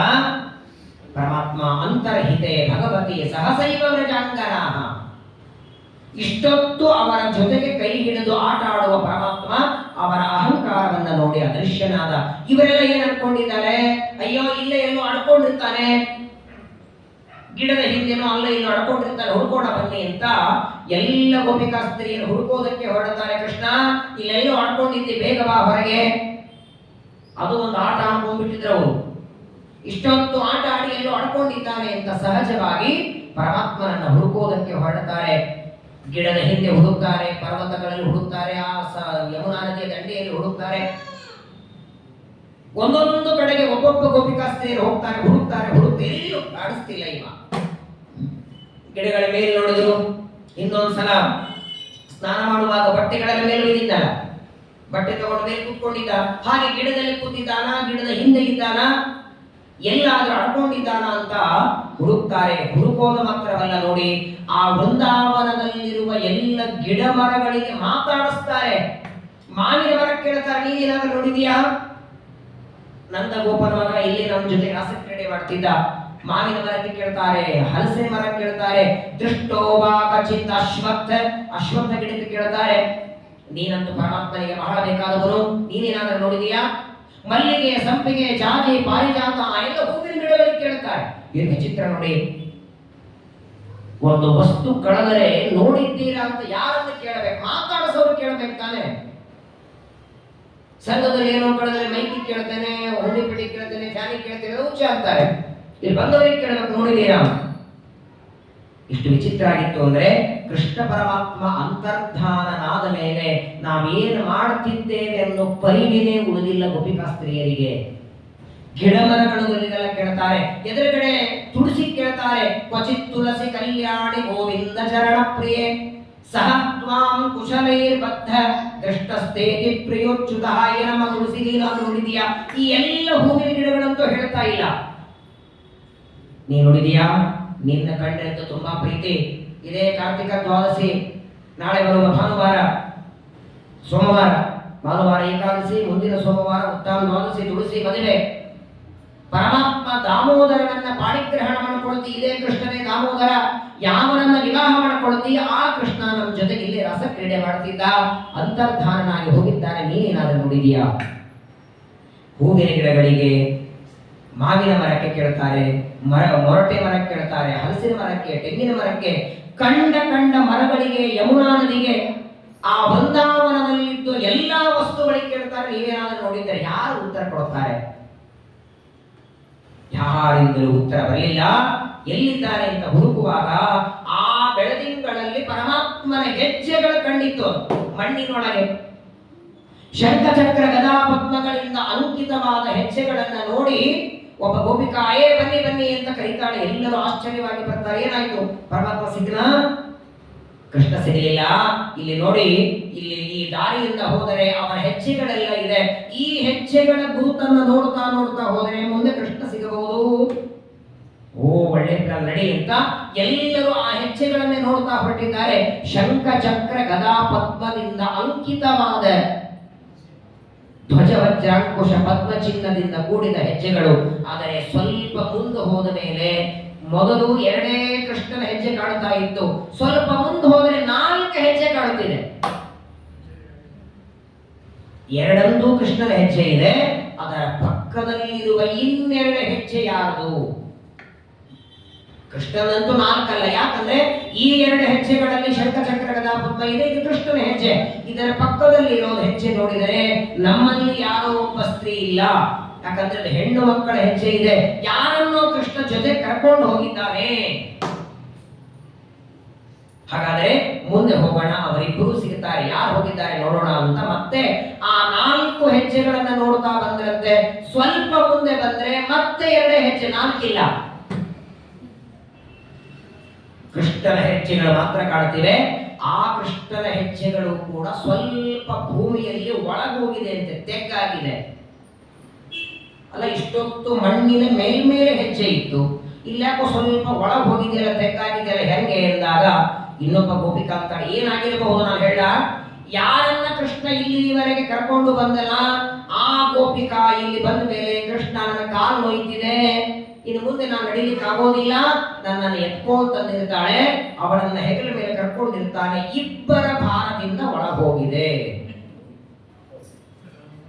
ಸಾಮಾನ್ಯವಾಗಿ ತಲೆ ಮೇಲೆ ಏನಾದ್ರೂ ಭಾರ ಇಟ್ಟುಕೊಂಡು ಹೋದ್ರೆ ಸ್ವಲ್ಪ ತೆಗ್ಗಾಗತ್ತಲ್ಲ ಭೂಮಿಯಲ್ಲಿ. ಕೃಷ್ಣನ ಹೆಗಲ ಮೇಲೆ ಯಾರೋ ಕೂತ್ಕೊಂಡಿರ್ತಾರೆ ಅನ್ನೋದಕ್ಕಾಗಿ ಬಾಹುಪ್ರಿಯಾಂಸ ಉಪದಾಯ ಗ್ರೀತ ಪದ್ಮ. ಸರಿ, ಮತ್ತೆ ಸ್ವಲ್ಪ ಮುಂದೆ ಹೋಗ್ತಾರೆ. ಇನ್ನೊಂದು 2 ಹೆಜ್ಜೆ ಹಾಕಿದರೆ ಈ ಪಾದದ ಗುರುತು ಬಿದ್ದರೆ ಶಂಖಚಕ್ರ ಗದಾ ಬೀಳುತ್ತದೆ. ನೀವು ಮಣ್ಣಿನಲ್ಲಿ ನೋಡಿಬೇಕಾದ್ರೆ, ಮಣ್ಣಿನಲ್ಲಿ ನಡೆದರೆ ಹೆಜ್ಜೆ ಗುರುತು ಬಿಡುತ್ತದೆ. ಅದೇ ಮಣ್ಣಿನಲ್ಲಿ 2 ಮೊಳಕಾಲ ಊರ್ಕೊಂಡು ಕೂತ್ಕೊಳ್ಳಿ, ಹಾಗೇನಾಗುತ್ತೆ, ಹಿಂಗೆ ತೆಗೆ ಬಿದ್ದಿರ್ತದೆ. ಇಷ್ಟೊತ್ತಿನವರೆಗೆ ಶಂಖಚಕ್ರ ಗದಾ ಪದ್ಮವನ್ನ ನೋಡಿದರು. ಸ್ವಲ್ಪ ಮುಂದೆ ಹೋದರೆ ಹಿಂಗೆ 2 ತೆಗ್ಗುಗಳು ಬಿದ್ದಿದೆ. ಇದೇನು ಆಶ್ಚರ್ಯ, ಇದೇನಾಗಿರಬಹುದು? ಇಷ್ಟೊತ್ತಿನವರೆಗೆ ಕೃಷ್ಣನ ಹೆಜ್ಜೆ ಕಂಡಿತು, ಇದೇನು ಕಂಡಿದೆ ಅಂತ ನೋಡಿದಾಗ ಇನ್ನೊಬ್ಬ ಗೋಪಿಕಾ ಹೇಳ್ತಾಳೆ, ಇದೇನು ಹೇಳ, ಇಲ್ಲಿಯವರೆಗೆ ಕೃಷ್ಣ ಯಾರನ್ನ ಹೆಗಲ ಮೇಲೆ ಕೂಡಿಸ್ಕೊಂಡು ಬಂದ, ಆ ಗೋಪಿಕಾ ಇಲ್ಲಿ ಬಂದ ಮೇಲೆ ಕೃಷ್ಣ ಅಲ್ಲಿ ದೂರದಲ್ಲಿ ಹೂವಿನ ಗಿಡ ಇದೆ, ನನಗೆ ಹೂ ಬೇಕು ಅಂತ ಅಪೇಕ್ಷೆ ಪಟ್ಟಿರ್ತಾಳೆ. ಸರಿ, ತಗೊಂಡು ಬರ್ತೇನೆ ಅಂತ ಕೃಷ್ಣ ಹೂವ ತಂದು ತಗೋ ಅಂತ ಕೈಗೆ ಕೊಡ್ತಾನೆ. ಕೈಗೆ ಬೇಡ, ತಲೆಗೆ ಹಾಕು ಅಂದಿರ್ತಾಳೆ. ಅವಳ ತಲೆಗೆ ಹೂ ಹಾಕುವುದಕ್ಕೆ ಮೊಳಕಾಲು ಊರಿ ತಲೆಗೆ ಹೂ ಹಾಕಿರ್ತಾನೆ ಅನ್ನೋದಕ್ಕಾಗಿ ಮೊಳಕಾಲಿನ ಗುರುತು ಬಿದ್ದಿದೆ. ತಸ್ಯ ಅಮೂಲಿನ ಕ್ಷೋಭಂ ಗುರುವಂತ್ಯುಚ್ಚೈಪದೈಹ್ಯತೆ. ಏನ್ ಜ್ಞಾನ ನೋಡಿ, ತಮ್ಮ ಬುದ್ಧಿಯಿಂದ ಅಲ್ಲಿ ಮೂಡಿದ ಮಣ್ಣಿನಲ್ಲಿ ಬಿದ್ದ ಹೆಜ್ಜೆಗಳನ್ನ ನೋಡ್ತಾ ಒಂದೊಂದು ರೀತಿಯಾಗಿ ಆಲೋಚನೆ ಮಾಡ್ತಾ ಹೊರಟಿದ್ದಾರೆ. ಯಾವಾಗಲೂ ನೋಡಿ, ಒಂದು ವಸ್ತು ನಮ್ಮ ಹತ್ರ ಇರುವವರೆಗೆ ಅದರ ಬೆಲೆ ಗೊತ್ತಿರಲ್ಲ. ನಮ್ಮ ಶರೀರದೊಳಗೆ ಕಿಡ್ನಿ, ಲಿವರು, ಲಂಗ್ಸು, ಹಾರ್ಟು ಎಲ್ಲ ಚೆನ್ನಾಗಿರುವವರೆಗೆ ದೇವರ ನೆನಪಾಗಲ್ಲ. ಅವುಗಳು ಚೆನ್ನಾಗಿ ಕೆಲಸ ಮಾಡುವಾಗ ಏನೋ ಶುಗರು BP ಹೆಚ್ಚಾಗಿದೆ, ಕಿಡ್ನಿಯಲ್ಲಿ ಏನೋ ಆಗಿದೆ, ಲಿವರಲ್ಲಿ ಏನೋ ಆಗಿದೆ, ಪದೇ ಮಠಕ್ಕೆ ಬರ್ತಾನೆ, ಜಪ ಮಾಡ್ತಾನೆ, ಧನ್ವಂತರಿ ಹೋಮ ಮಾಡ್ತಾನೆ. ನೋಡಿ, ಆರೋಗ್ಯ ಕೆಟ್ಟ ಆಗಲ್ಲ, ಆರೋಗ್ಯ ಚೆನ್ನಾಗಿದ್ದಾಗಲೂ ದೇವರಿಗೆ ಒಂದು ಸ್ಮರಣೆ. ಏನು ಬೇಡ, ಪರಮಾತ್ಮ ಎಷ್ಟು ಚೆನ್ನಾಗಿದ್ದೇನೆ, 60-70 ವರ್ಷ ಆದರೂ ಈಗಲೂ ನೆಲದ ಮೇಲೆ ಕೂತ್ಕೊಂಡು ಊಟ ಮಾಡ್ತೇನೆ ಅಂದ್ರೆ ಇದು ನಿನ್ನ ಒಲುಮೆಯಿಂದ ನಿಖಿಲ ಜನರು ಬಂದು ಮನ್ನಿಸುವರು ಮಹಾರಾಯ. ನಾಳೆ 30ನೇ ತಾರೀಕು ವಿಜಯದಾಸರ ಆರಾಧನೆ. ವಿಜಯದಾಸರು ಹೇಳೋ ಮಾತು, ಎನ್ನ ಪುಣ್ಯಗಳಿಂದ ಈ ಪರಿ ಉಂಟೆ, ನಿನ್ನದೇ ಸಕಲ ಸಂಪತ್ತು. ಕಿಡ್ನಿ ಚೆನ್ನಾಗಿದೆ, ನಿನ್ನದೇ ಸಂಪತ್ತು. ಲಿವರ್ ಚೆನ್ನಾಗಿದೆ, ನಿನ್ನ ಸಂಪತ್ತು. ಪ್ರತಿನಿತ್ಯದಲ್ಲಿ ಆಗದಿದ್ರು ಆಗಾಗ ನೈವೇದ್ಯದ ಅನ್ನ ಬಾಯಿಯಲ್ಲಿ ಹಾಕ್ತಿ, ನಿನ್ನ ಸಂಪತ್ತು. ನಿನ್ನ ಒಲುಮೆಯಿಂದ 1 ವರ್ಷದಿಂದ ಭಾಗವತ ಶ್ರವಣ ಮಾಡಿ ಮಂಗಳಕ್ಕೆ ನೈಮಿಷಾರಣ್ಯ ಕರ್ಕೊಂಡು ಹೊಂಟಿದ್ದೆ. ಎನ್ನ ಪುಣ್ಯಗಳಿಂದ ಉಂಟೆ? ಎನ್ನ ಪುಣ್ಯಗಳಿಂದ ಅಲ್ಲ ಇದು, ಅದು ಇಲ್ಲೇ ಆಗ್ತಿತ್ತು. ಎನ್ನ ಪುಣ್ಯಗಳಿಂದ ನಿನ್ನದೇ ಸಕಲ ಸಂಪತ್ತು ಸ್ವಾಮಿ. ಕ್ಷೇತ್ರದ ಯಾತ್ರೆ, ಅಲ್ಲಿ ತೀರ್ಥಕ್ಷೇತ್ರದಲ್ಲಿ ಮಾಡುವ ಸ್ನಾನ, ದಾನ, ಜಪ, ಪ್ರವಚನ, ಅಲ್ಲಿ ಮಾಡುವ ಎಲ್ಲಾ ಕರ್ಮಗಳು ನಿನ್ನ ಸೇವೆ, ನಿನ್ನ ಆರಾಧನೆ. ನೀನು ಕೊಟ್ಟಿದ್ದಿ ಅಂತ ದೇವರ ಸ್ಮರಣೆ ಆಗಬೇಕು. 30-40 ವರ್ಷಕ್ಕೆ ಸೊಂಟ ಹಿಡಿದು ಕುರ್ಚಿಗಳು ಕೂಡಬೇಕಾದಾಗ 60 ಆದರೂ ನೆಲದ ಮೇಲೆ ಕೂತ್ಕೊಂಡು ಪ್ರವಚನ ಕೇಳ್ತೀರಂದ್ರೆ ದೇವರ ಅನುಗ್ರಹ ಅಲ್ವಾ ಇದು? ಹೋಗ್ಬನ್ನಿ. ಶನಿವಾರ ಭಾನುವಾರ ಬೆಂಗಳೂರಲ್ಲಿ ದೊಡ್ಡ ಪಾರ್ಕ್ ಇದೆಯಲ್ಲ, ಕಬ್ಬನ್ ಪಾರ್ಕು, ಯಾವುದಾದ್ರೂ ದೊಡ್ಡ ಪಾರ್ಕ್ ಅಂತ ನೋಡಿ, ಫುಟ್ಪಾತ್ 100 ಜನ ಕೂತಿರ್ತಾರೆ. ಎಷ್ಟೋ ಜನರಿಗೆ ಕಣ್ಣಿಲ್ಲ, ಕಿವಿ ಇಲ್ಲ, ಊಟಕ್ಕೆ ಅನ್ನ ಇಲ್ಲ, ಎಲ್ಲೋ ಹೊಸ ಬಟ್ಟೆ ಹಾಕೊಂಡಿರ್ತಾರೆ. ಮನೆಗೆ ಬಂದು ಒಂದು ನಮಸ್ಕಾರ ಹಾಕಿ, ದಿನಕ್ಕೆ 3 ಸಲ ಕಳೆದ್ರು ದಿನಕ್ಕೆ 3 ಅಂಗಿ ಹಾಕುವಷ್ಟು ಕಪಾಳ ತುಂಬ ಶರ್ಟ್ ಇಟ್ಟಿದ್ದಾನೆ, ದಿನಕ್ಕೆ 3 ಪ್ಯಾಂಟ್ ಹಾಕುವಷ್ಟು ಇಟ್ಟಿದ್ದಾನೆ. ಇಲ್ಲಿ ಬಂದಾಗ ಮಡಿ ದೋತ್ರ ಕೊಟ್ಟು ಏನ್ ಕಡಿಮೆ ಇಟ್ಟಿದ್ದಾನೆ ದೇವರು ಹೇಳಿ? ಊಟಕ್ಕೆ ಅನ್ನ, ಉಳೋದಕ್ಕೆ ಬಟ್ಟೆ, ಇರೋದಕ್ಕೆ ಮನೆ, ಕೂತಲ್ಲಿ ಚಾಲು ಮಾಡೋದಕ್ಕೆ AC ಇದೆ, ಕೂತ್ಕೊಂಡು ಸೋಫಾದಲ್ಲಿ ಕೂತ್ಕೊಂಡು ನೋಡ್ಕೊಂಡು ರೂಮ್ ಇದೆ, ಬೇಕಾದಷ್ಟು LCD ಮನೆಯಲ್ಲಿದೆ, ತೂಗು ಮಂಚ ಇದೆ. ಇಷ್ಟು ಕೊಟ್ಟಾಗ ಅದು ಕೊಟ್ಟಿದ್ದಿ ಅನ್ನುವ ನೆನಪು ಬೇಡವಾ? ಪ್ರಪಂಚದೊಳಗೆ ಯಾರು ಉಪಕಾರ ಆದರೂ ತೀರಿಸಬಹುದು, ದೇವರಿಂದ ಪಡೆದ ಉಪಕಾರ ತೀರಿಸಲಿಕ್ಕೆ ಸಾಧ್ಯ ಇಲ್ಲ. ಕೊನೆ ಪಕ್ಷ ಪಡೆದ ಉಪಕಾರದ ಸ್ಮರಣೆ ಆದರೂ ಮಾಡಿ. ಈ ಬಟ್ಟೆ ಅಂಗಡಿಗಳಲ್ಲಿ ನೋಡಿದ್ದೀರಿ ನೀವು, ಬಟ್ಟೆಗಳ ಅಂಗಡಿಗಳಲ್ಲಿ ಗೊಂಬೆಗಳೇ ಬಟ್ಟೆ ಹಾಕಿರ್ತಾರೆ ನೋಡಿ. ಪ್ರಾಯ ಆ ಗೊಂಬೆಗಳೆಲ್ಲ ಹೊರ ನಿಲ್ಲಿಸಿರ್ತಾರೆ, ಗೊಂಬೆಗಳೆಲ್ಲ ಹೊರ ನಿಲ್ಲಿಸಿರ್ತಾರೆ. ಆ ಹೋಗೋರು ಬರೋರೆಲ್ಲ ಗೊಂಬೆಗಳಿಗೆ ಹಾಕಿದ್ದನ್ನ ನೋಡ್ಕೊಂಡೆ ಒಳಗೆ ಹೋಗ್ತಾರೆ. ಅದು ಹೆಂಗಂದ್ರೆ ಆ ಗೊಂಬೆಗಳಿಗೆ ಮಾತ್ರ ಚಲೋ ಇರೋದು ಹಾಕಿರ್ತಾರೆ, ಅದನ್ನ ನೋಡ್ಬಿಟ್ಟೆ ಮೋಸ ಒಳಗೆ ಹೋಗ್ಬಿಟ್ಟಿರ್ತಾರೆ ಇವರು. ಈ ಅಂಗಡಿಯಲ್ಲೆಲ್ಲ ಚಲೋ ಇರುತ್ತೆ. ಒಂದು ಅಂಗಡಿಯಲ್ಲಿ ಒಬ್ಬ ಪುರುಷ, ಒಬ್ಬ ಹೆಣ್ಮಗಳು, 2 ಮಕ್ಕಳು, ಒಂದು ಫ್ಯಾಮಿಲಿ ಗೊಂಬೆ ಮಾಡಿದ್ರು. 4 ಜನರಿಗೆ ಬಟ್ಟೆ ಹಾಕಿದ್ರು. ಆ ಸಣ್ಣ ಹುಡುಗ ಒಂದು 6 ವರ್ಷದ ಗೊಂಬೆ ಇತ್ತು. 6 ವರ್ಷ ವಯಸ್ಸಿನ ಒಂದು ಗೊಂಬೆ, ಅದಕ್ಕೊಂದು ಬಟ್ಟೆ ಹಾಕಿದ್ರು. ಒಂದು 6 ವರ್ಷದ ಹುಡುಗ ಭಿಕ್ಷೆ ಬೇಡ್ತಿತ್ತು. ಮೈ ಮೇಲೆ ಬಟ್ಟೆ ಹರಿದಿದೆ, ಪೂರ್ಣ ಬಟ್ಟೆ ಹರಿದಿದೆ, ಪಾಪ ಹಾಕೊಳ್ಳಿಕ್ಕಿಲ್ಲ, ಚಡ್ಡಿ ಹರಿದಿದೆ, ಮೇಲೆ ಅಂಗಿ ಹರಿದಿದೆ. ಬೇಡ್ತಾ ಬೇಡ್ತಾ ಆ ಅಂಗಡಿ ಮುಂದೆ ಬಂದು ಆ ಗೊಂಬೆ ಇತ್ತಲ್ಲ ಅದರ ಮುಂದೆ ನಿಂತುಕೊಂಡು ಗೊಂಬೆ ಜೊತೆಗೆ ಆ ಭಿಕ್ಷುಕ ಮಾತಾಡ್ತದೆ. ನೋಡು, ನೀನ್ ನಿರ್ಜೀವ, ನಿನಗೆ ಮೈತುಂಬ ಬಟ್ಟೆ ಇದೆ, ನಾನು ಜೀವ, ನನಗೆ ಮಾನ ಮರ್ಯಾದೆ, ನನಗೆ ದುಡ್ಡು ಬಟ್ಟೆ ಇಲ್ಲ, ನೋಡು ಕಲಿಯುಗ ಅಂತದೆ ಹುಡುಗ. ನೀನು ಬಟ್ಟೆ ಹಾಕದಿದ್ರು ನಗೋರು ಯಾರಾದ್ರೂ ಇದ್ದಾರ? ನಿನಗೆ ಜೀವ ಇಲ್ಲ, ನೀನು ಓಡಾಡೋದಿಲ್ಲ, ತಿರುಗಾಡೋದಿಲ್ಲ, ಆದ್ರೂ ನಿನಗೆ ಚೆನ್ನಾಗಿ ಬಟ್ಟೆ ಹಾಕಿದ್ದಾರೆ, ಒಳ್ಳೆ ಪ್ಯಾಂಟ್ ಶರ್ಟ್ ಹಾಕಿದ್ದಾರೆ, ನನ್ನ ಮಾನ ಮರ್ಯಾದೆ ಮುಚ್ಚೋದಕ್ಕೆ ನನ್ನ ಹತ್ರ ಬಟ್ಟೆ ಇಲ್ಲ. ಇದು ಘೋರ ಕಲಿಯುಗ. ಯಾವ ವಸ್ತುವಿನ ಅಗತ್ಯ ಯಾರಿಗಿದೆ ಅವರಿಗೆ ಸಿಗಲ್ಲ. ವಿಚಾರ ಮಾಡಿ. ನಾವು ಬೇಕು ಅಂದಾಗಲೂ ನಮಗೆ ಸಿಗೋದಲ್ಲ, ಆದರೆ ಬೇಡದೆ ಇಷ್ಟನ್ನ ದೇವರು ಕೊಟ್ಟಿದ್ದಾನಲ್ಲ, ಕೊನೆ ಪಕ್ಷ ಭಗವಂತನ ಉಪಕಾರದ ನೆನಪಾಗಲಿ. ಬಹಳ ಮಹತ್ವದ ಮಾತಿದೆಲ್ಲ. ಶ್ರೀಮದ್ ಭಾಗವತ ನಮಗೆ ಪದೇ ಪದೇ ಎಚ್ಚರ ಕೊಡುತ್ತೆ. ಬೆಂಗಳೂರಲ್ಲಿ ಕಾವೇರಿ ವಾಟರು ಅಥವಾ ಮನೆಯಲ್ಲಿ ಚೆನ್ನಾಗಿ ಫಿಲ್ಟರ್ ನೀರು ಕುಡಿತೀರಿ, ಒಳ್ಳೆ ಆರಾಮವಾಗಿದ್ದೀರಿ. ನಾಳೆ 15 ದಿನ ಯಾತ್ರೆ ಬರೋರಿದ್ದೀರಿ. 7ನೇ ತಾರೀಕು ಒಂದು ಬೆಂಗಳೂರು ಬಿಟ್ಟರೆ ಮತ್ತೆ 20ನೇ ತಾರೀಕು ಅಯೋಧ್ಯೆಯಲ್ಲಿಯೋ, ಕಾಶಿಯೊಳಗೋ, ಗಯಾದಲ್ಲಿಯೋ, ನೈಮಿಷಾರಣ್ಯದಲ್ಲಿಯೋ, ಊಟದಲ್ಲಿಯೋ, ನೀರು ಕುಡಿಯುವಾಗ ಅಕಸ್ಮಾತ್ ಅಸ್ತವ್ಯಸ್ತ ಆಗಿ ನಿಮ್ಮ ಹೊಟ್ಟೆಗೆ ಏನಾದರೂ ಆದ್ರೆ ಜವಾಬ್ದಾರಿ ಯಾರು? ಅಲ್ವಾ? ನಾವೇ. ಅಕಸ್ಮಾತ್ ಮುಂದೇನಾದರೂ ನಾವೇ. ನೋಡಿ ಚೆನ್ನಾಗಿದೆ. ಇಲ್ಲಿ ಪ್ರವಚನ ಮಾಡಿ, ಇಲ್ಲೇನೋ ಭಾಗವತ ಹೇಳಿಸಿ, ಇದರ ಮಂಗಳ ಅಲ್ಲಿ ಮಾಡೋಣ, ಪ್ರವಚನ ಮಾಡೋಣ ಅಂದ್ರೆ ಅಲ್ಲಿ ಜವಾಬ್ದಾರಿ ನಾವೇ ಅಂತೆ. ಬೇಕಿಂತವ ವಿಚಿತ್ರ ಅಂದ್ರೆ ದೇವರ. ನಾನು ಯಾಕೆ ಹೇಳ್ತೀನಿ ಅಂದ್ರೆ, ಯಾವಾಗಲೂ ನೋಡಿ, ಮನುಷ್ಯನಿಗೆ ಯಾವ ವಸ್ತುಗಳ ಮೇಲೆ ಹೆಚ್ಚು ಪ್ರೀತಿ ಮಾಡ್ತೇವೆ ಆ ವಸ್ತುನೇ ಕೆಲವು ಬಾರಿ ನಮ್ಮನ್ನ ದ್ವೇಷ ಶತ್ರುವಾಗುತ್ತೆ. ನೋಡಿ, ಊಟ ಮಾಡುವ ಅನ್ನವೇ, ಪ್ರತಿನಿತ್ಯ ಊಟ ಮಾಡುವ ಅದೇ ಅನ್ನವೇ ಯಾವಾಗ ಫುಡ್ ಪಾಯ್ಸನ್ ಆಗುತ್ತೆ ಗೊತ್ತಿಲ್ಲ. ವಿಶೇಷವಾಗಿ ನಾವೆಲ್ಲರೂ ಈ ಭಾಗವತದ ಮಂಗಳ ದಿವಸ ವಿಶೇಷ ಪ್ರಾರ್ಥನೆ ಮಾಡೋಣ. ಯಾಕಂದ್ರೆ ಇಲ್ಲಿ ಮುಗಿದು ಬಂಗಳಾದ ಮೇಲೆ ಬಹುತೇಕ ಆಮೇಲೆ ಪ್ರವಚನ ಇಲ್ಲ, ಡೈರೆಕ್ಟ್ ಎಲ್ಲ ಹೊರಡೋದೇ ಇದೆ.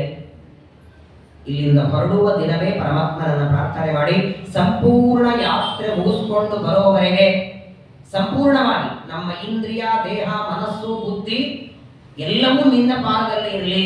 ಮುಖ್ಯವಾಗಿ ಹೇಗೆ ಬೆಂಗಳೂರಿಂದ ಆರೋಗ್ಯವಾಗಿ ಹೋಗಿದ್ದೇವೆ ಮತ್ತೆ ಅಷ್ಟೇ ಆರೋಗ್ಯದಿಂದ ಬೆಂಗಳೂರಿಗೆ ನಾವು ತಲುಪುವ ಹಾಗೆ ಸಹ ಯಾತಿ ಪುರೋ ಯಾತಿ ಪುರ ಪ್ರೇರಯತೆ ಹರಿಹಿ ಅಗ್ರತೋ ನರಸಿಂಹಶ್ಚ ಪೃಷ್ಠತೋ ಗೋಪಿನಂದನ ಉಭಯೋ ಪಾರ್ಶ್ವಯೋಗಾಸ್ತಾಂ. 4 ದಿಕ್ಕುಗಳಲ್ಲಿ ನೀನೇ ನಿಂತು ಬೇಕಾದಷ್ಟು. ಯಾಕಂದ್ರೆ ಮೊಟ್ಟ ಮೊದಲನೇದಂದ್ರೆ ಇವಾಗ ಕಾಶಿಗೆ ಹೋಗಿರ್ತೀರಾ, ಪ್ರಚಂಡ ಮಳೆಗಾಲ ನಡೆದಿದೆ, ಗಂಗಾ ಸ್ನಾನ ಮಾಡಬೇಕು. ಮಳೆಗಾಲಿನ ಈ ಮಳೆಗಾಲದ ಸ್ನಾನ ಬಹಳ ಭಯಾನಕ. ನದಿಗಳಲ್ಲಿ ಸ್ನಾನ ಒಂದು 3-4 ತಿಂಗಳು ಆದ ಮೇಲೆ ಆ ನೀರು ತಿಳಿಯಾಗಿರುತ್ತೆ. ಈಗ ಇನ್ನೂ ಮಣ್ಣ ನೀರು ಇರ್ತದೆ, ಏನೋ ಥಂಡಿ ಇರ್ತದೆ, ಏನೋ ಆಗಬಹುದು. ಸುರಕ್ಷಿತವಾಗಿ ನಮ್ಮನ್ನು ಕರ್ಕೊಂಡು ಹೋಗಿ ಸುರಕ್ಷಿತವಾಗಿ ಕರ್ಕೊಂಡು ಬಾ. ಈ ಸಂಪೂರ್ಣ ಯಾತ್ರೆಯ ಸಂಪೂರ್ಣ ಜವಾಬ್ದಾರಿ ನಿನ್ನದು, ನನ್ನಲ್ಲ. ಪರಮಾತ್ಮನ ಪಾದದಲ್ಲಿ ಹಾಕಿ ಬಿಡೋಣ. ಇಲ್ಲ ಅಂದ್ರೆ ಏನಾಗತ್ತೆ ನೋಡಿ, ಗೋಪಿಕಾಸ್ತ್ರೀಯರ ಪರಿಸ್ಥಿತಿ ನೋಡಿ. ಕೈ ಹಿಡಿದು ಕುಣಿಯುವಾಗ ದೇವರ ಹತ್ರ ಇದ್ದೇವೆ ಅಂತ ಆ ಭಾವನೆ ಬರಲಿಲ್ಲ. ಅಹಂಕಾರವಂತೂ ನಮಗೆ ಸಮಾನ ಯಾರು, ನಮ್ಮಂತಹ ಭಾಗ್ಯ ಇನ್ಯಾರಿಗಿದೆ ಅಂತ ಅಹಂಕಾರ ಪಡ್ತಾರೆ. ಪರಮಾತ್ಮ ಅದೃಶ್ಯನಾಗ್ತಾನೆ. ಆದರೆ ಹುಡುಕ್ತಾರೆ. ಯಾವಾಗಲೂ ನೋಡಿ, ಒಂದು ವಸ್ತು ಕಳ್ಕೊಂಡ ಮೇಲೆ ಹುಡುಕ್ತೇವೆ. ಅಕಸ್ಮಾತ್ತಾಗಿ ಹುಡುಕಿದ ಮೇಲೂ ಆ ವಸ್ತು ಸಿಗಲಿಲ್ಲ ಅಂದ್ರೆ ಮರೆತು ಬಿಡ್ತೇವೆ. ಆದ್ರೆ ಇದು ಮರೆಯೋ ಹಾಗಿಲ್ಲ. ಕಳ್ಕೊಂಡದ್ದು ಯಾವುದೋ ಒಂದು ಸೂಜಿನೂ ಅಲ್ಲ, ಒಂದು ಯಾವುದೋ ಬಂಗಾರದ ಚಮಚ ಅಲ್ಲ, ಬೆಳ್ಳಿ ಬಾಟಕ ಅಲ್ಲ, ಅಥವಾ ತೀರ್ಥ ಉಂಟಲ್ಲ, ಅನಂತ ಗುಣನಿಧಿಯಾದ ಪರಮಾತ್ಮನನ್ನ ಸರಿ ಸಿಗಲಿಲ್ಲ, ಮನೆಗೆ ಹೋಗ್ಬಿಡೋಣ ಅಂದ್ರೆ ಅವರು ಗೋಪಿಕಾಸ್ತ್ರೀಯರು ಮೊದಲು ಹುಡುಕ್ತಾರೆ. ಹುಡುಕಿದರು, ಎಲ್ಲಿಯೂ ಸಿಗಲಿಲ್ಲ.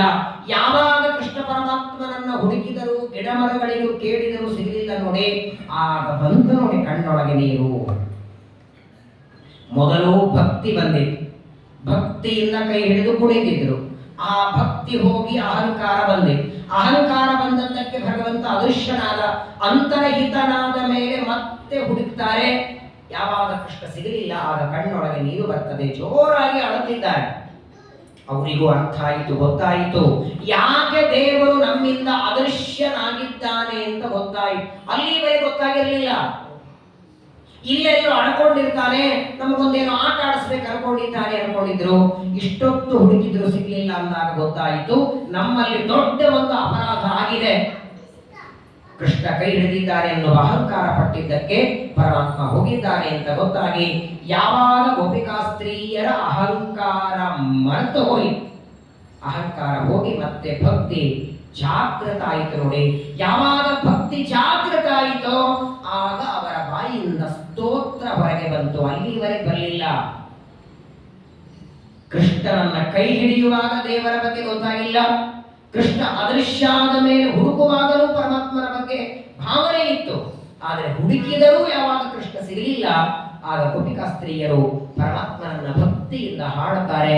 ಅದನ್ನೇ ಭಾಗವತದಲ್ಲಿ ಗೋಪಿ ಗೀತಾ ಅಂತ ಕರೀತಾರೆ. ಗೀತಾ ಅಂದ್ರೆ ಗಾನ.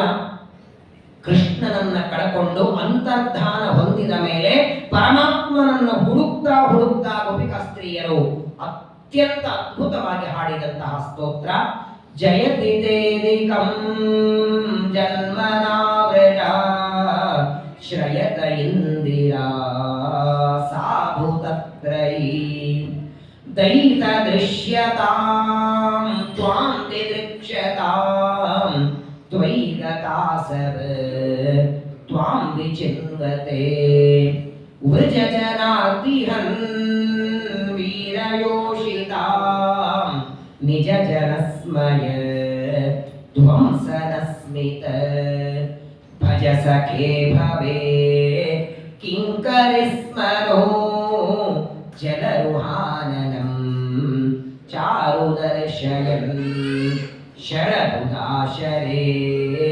ಸಾಧುಜಾತಸ ಸರಸಿಜೋದರ ಶ್ರೀಮುಷಾದೃಶಾಂ ಸುರತನಾಥತೆ ಶುಲ್ಕದಾಸಿಕಾ ವರದ ನಿಘ್ನತೋ ನೇಹ ಕಿಂ ವದ. ಗೋಪಿ ಗೀತೆ ಒಂದು ವಾರ ಕೇಳುವಷ್ಟಿದೆ. ಒಂದ್ಸಲ ಇಲ್ಲಿ ಹೇಳಿದ್ದೇನೆ ಸಂಘದಲ್ಲಿ ನಾನು, ಕೇವಲ ಗೋಪಿಕಾ ಸ್ತ್ರೀಯರು ಹಾಡಿದ ಭಗವಂತನ ಸ್ತೋತ್ರ ಪ್ರತಿನಿತ್ಯ 1-1.5 ಗಂಟೆ ಕೇಳಿದ್ರೆ 8 ದಿನ ಬೇಕು. ಎಷ್ಟು ಚೆನ್ನಾಗಿ ಹಾಡ್ತಾರೆ ಪರಮಾತ್ಮನನ್ನ.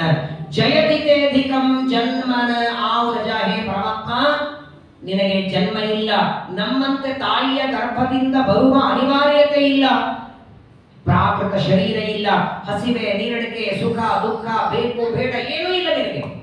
ಅಪ್ರಾಕೃತ ನೀನು, ಅನಾದಿ ನಿತ್ಯ ನೀನು. ಆದರೂ ದೇವಕಿಯ ಗರ್ಭದಿಂದ ಅವತಾರ ಮಾಡಿ ನಮಗೋಸ್ಕರ ವೈಕುಂಠದಿಂದ ಬಂದಲ್ಲ ಸ್ವಾಮಿ. ಬನ್ನಿ ಒಂದು ಕಾರ್ಯಕ್ರಮ ಇದೆ ಅಂತ ಕರೆದ್ರೆ ಬಳಗದವರೇ ಸರಿಯಾಗಿ ಬರಲ್ಲ. ತೀರ್ಥ ಪ್ರಸಾದಕ್ಕೆ ಬನ್ನಿ ಬನ್ನಿ ಬನ್ನಿ ಅಂತ 10 ಸಲ ಹೇಳಬೇಕು. ಊಟಕ್ಕೆ ಕರೆದ್ರೇನೆ ಬರೋರು ಯಾರಿಲ್ಲ. ಅಂಥದ್ರೊಳಗೆ ಅನೇಕ ರೂಪದಿಂದ ಭೂಮಿಗೆ ಬರ್ತಿ ಒಂದೇ ಪ್ರಾರ್ಥನೆ, ಇಲ್ಲಿದ್ದಾನೆ ದೇವರು ಅಂತ ಪ್ರಹ್ಲಾದರಾಜರು ತೋರಿಸಿದ ಕ್ಷಣ ಸ್ತಂಭದಲ್ಲಿ ಬಂದಲ್ಲ ಸ್ವಾಮಿ. ಕರುಣೆ ಅಲ್ವಾ ಇದು?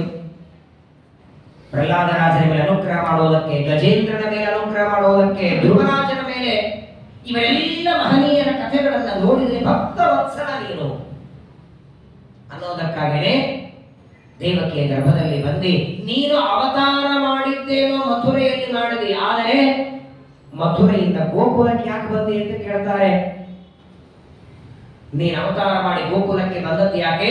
ಕೇವಲ ನಂದ ಯಶೋದೆಯರಿಗೆ ಬಾಲ್ಯಕ್ಕೆ ತೋರಿಸೋದಕ್ಕಲ್ಲ, ನಿನ್ನ ಆರಾಧನೆ ಮಾಡುವ, ನಿನ್ನಲ್ಲಿ ಮನಸ್ಸನ್ನ ಇಟ್ಟ ನಮ್ಮನ್ನೆಲ್ಲ ಉದ್ಧಾರ ಮಾಡೋದಕ್ಕೆ ಬರಲಿಲ್ವ ನೀನು? ಒಬ್ಬನೇ ಬಂದಿಯ ಶಯತ ಇಂದಿರಾ ಸಾಧು ತತ್ರಹಿ. ನೋಡಿ, ಪ್ರಪಂಚದೊಳಗೆ ತನಗೊಂದು ಇರೋದಕ್ಕೆ ರೂಮ್ ಮಾಡ್ಕೊಂಡಿರ್ತಾರೆ, ಮಕ್ಕಳಿಗೊಂದು ಮನೆಯಲ್ಲಿ ಕಟ್ಸಿರ್ತಾರೆ. ನೋಡಿ, ತನಗೊಂದು ರೂಮು, ಮಕ್ಕಳಿಗೆ ಓದ್ಲಿಕ್ಕೆ ಒಂದು ರೂಮು. ಪ್ರಾಯ ಜಗತ್ತಿನೊಳಗೆ ತನಗೋಸ್ಕರ, ಹೆಂಡತಿಗೋಸ್ಕರ, ಮಕ್ಕಳಿಗೋಸ್ಕರ ಒಂದು ಮಾಡ್ತಾನೆ. ಆದ್ರೆ ಹೆಂಡತಿಗೆ ನೀನ್ ಎಲ್ಲಿ ಕೊಟ್ಟಿದ್ದಿ ಸ್ಥಾನ? ಶ್ರಯಕ ಇಂದಿರಾ ಸಾಧು ತತ್ರಹಿ. 24x7 ನಿನ್ನ ವಕ್ಷಸ್ಥಳದಲ್ಲೇ ವಾಸ ಮಾಡ್ತಾಳೆ. ವಕ್ಷಸ್ಥಳದಲ್ಲೇನೆ ಅವಳಿಗೆ ಮನೆ ಮಾಡಿ ಕೊಟ್ಟಿದ್ದಿ. ಯಾವತ್ತೂ ನೀವಿಬ್ಬರು ಬೇರೆಯಾಗೋರಲ್ಲ, ಅನಾದಿ ಕಾಲದ ದಂಪತಿಗಳ ನೀವು. ಯಾವತ್ತು ಲಕ್ಷ್ಮಿಯ ಸಹಿತವಾಗಿ ನೀನು ಗೋಕುಲಕ್ಕೆ ಬಂದಿ ಸ್ವಾಮಿ, ಅವತ್ತಿನಿಂದ ನಮ್ಮ ಗೋಕುಲ ಬೆಳೀತಾ ಬೆಳೀತಾ ಹೋಯಿತು ಅಂತಾರೆ ಗೋಪಿಕಾ ಸ್ತ್ರೀಯರು. ಯಾಕೆ ಕೃಷ್ಣ ಇವತ್ತು ಬಿಟ್ಟು ಹೋಗಿದ್ದೇವೆ?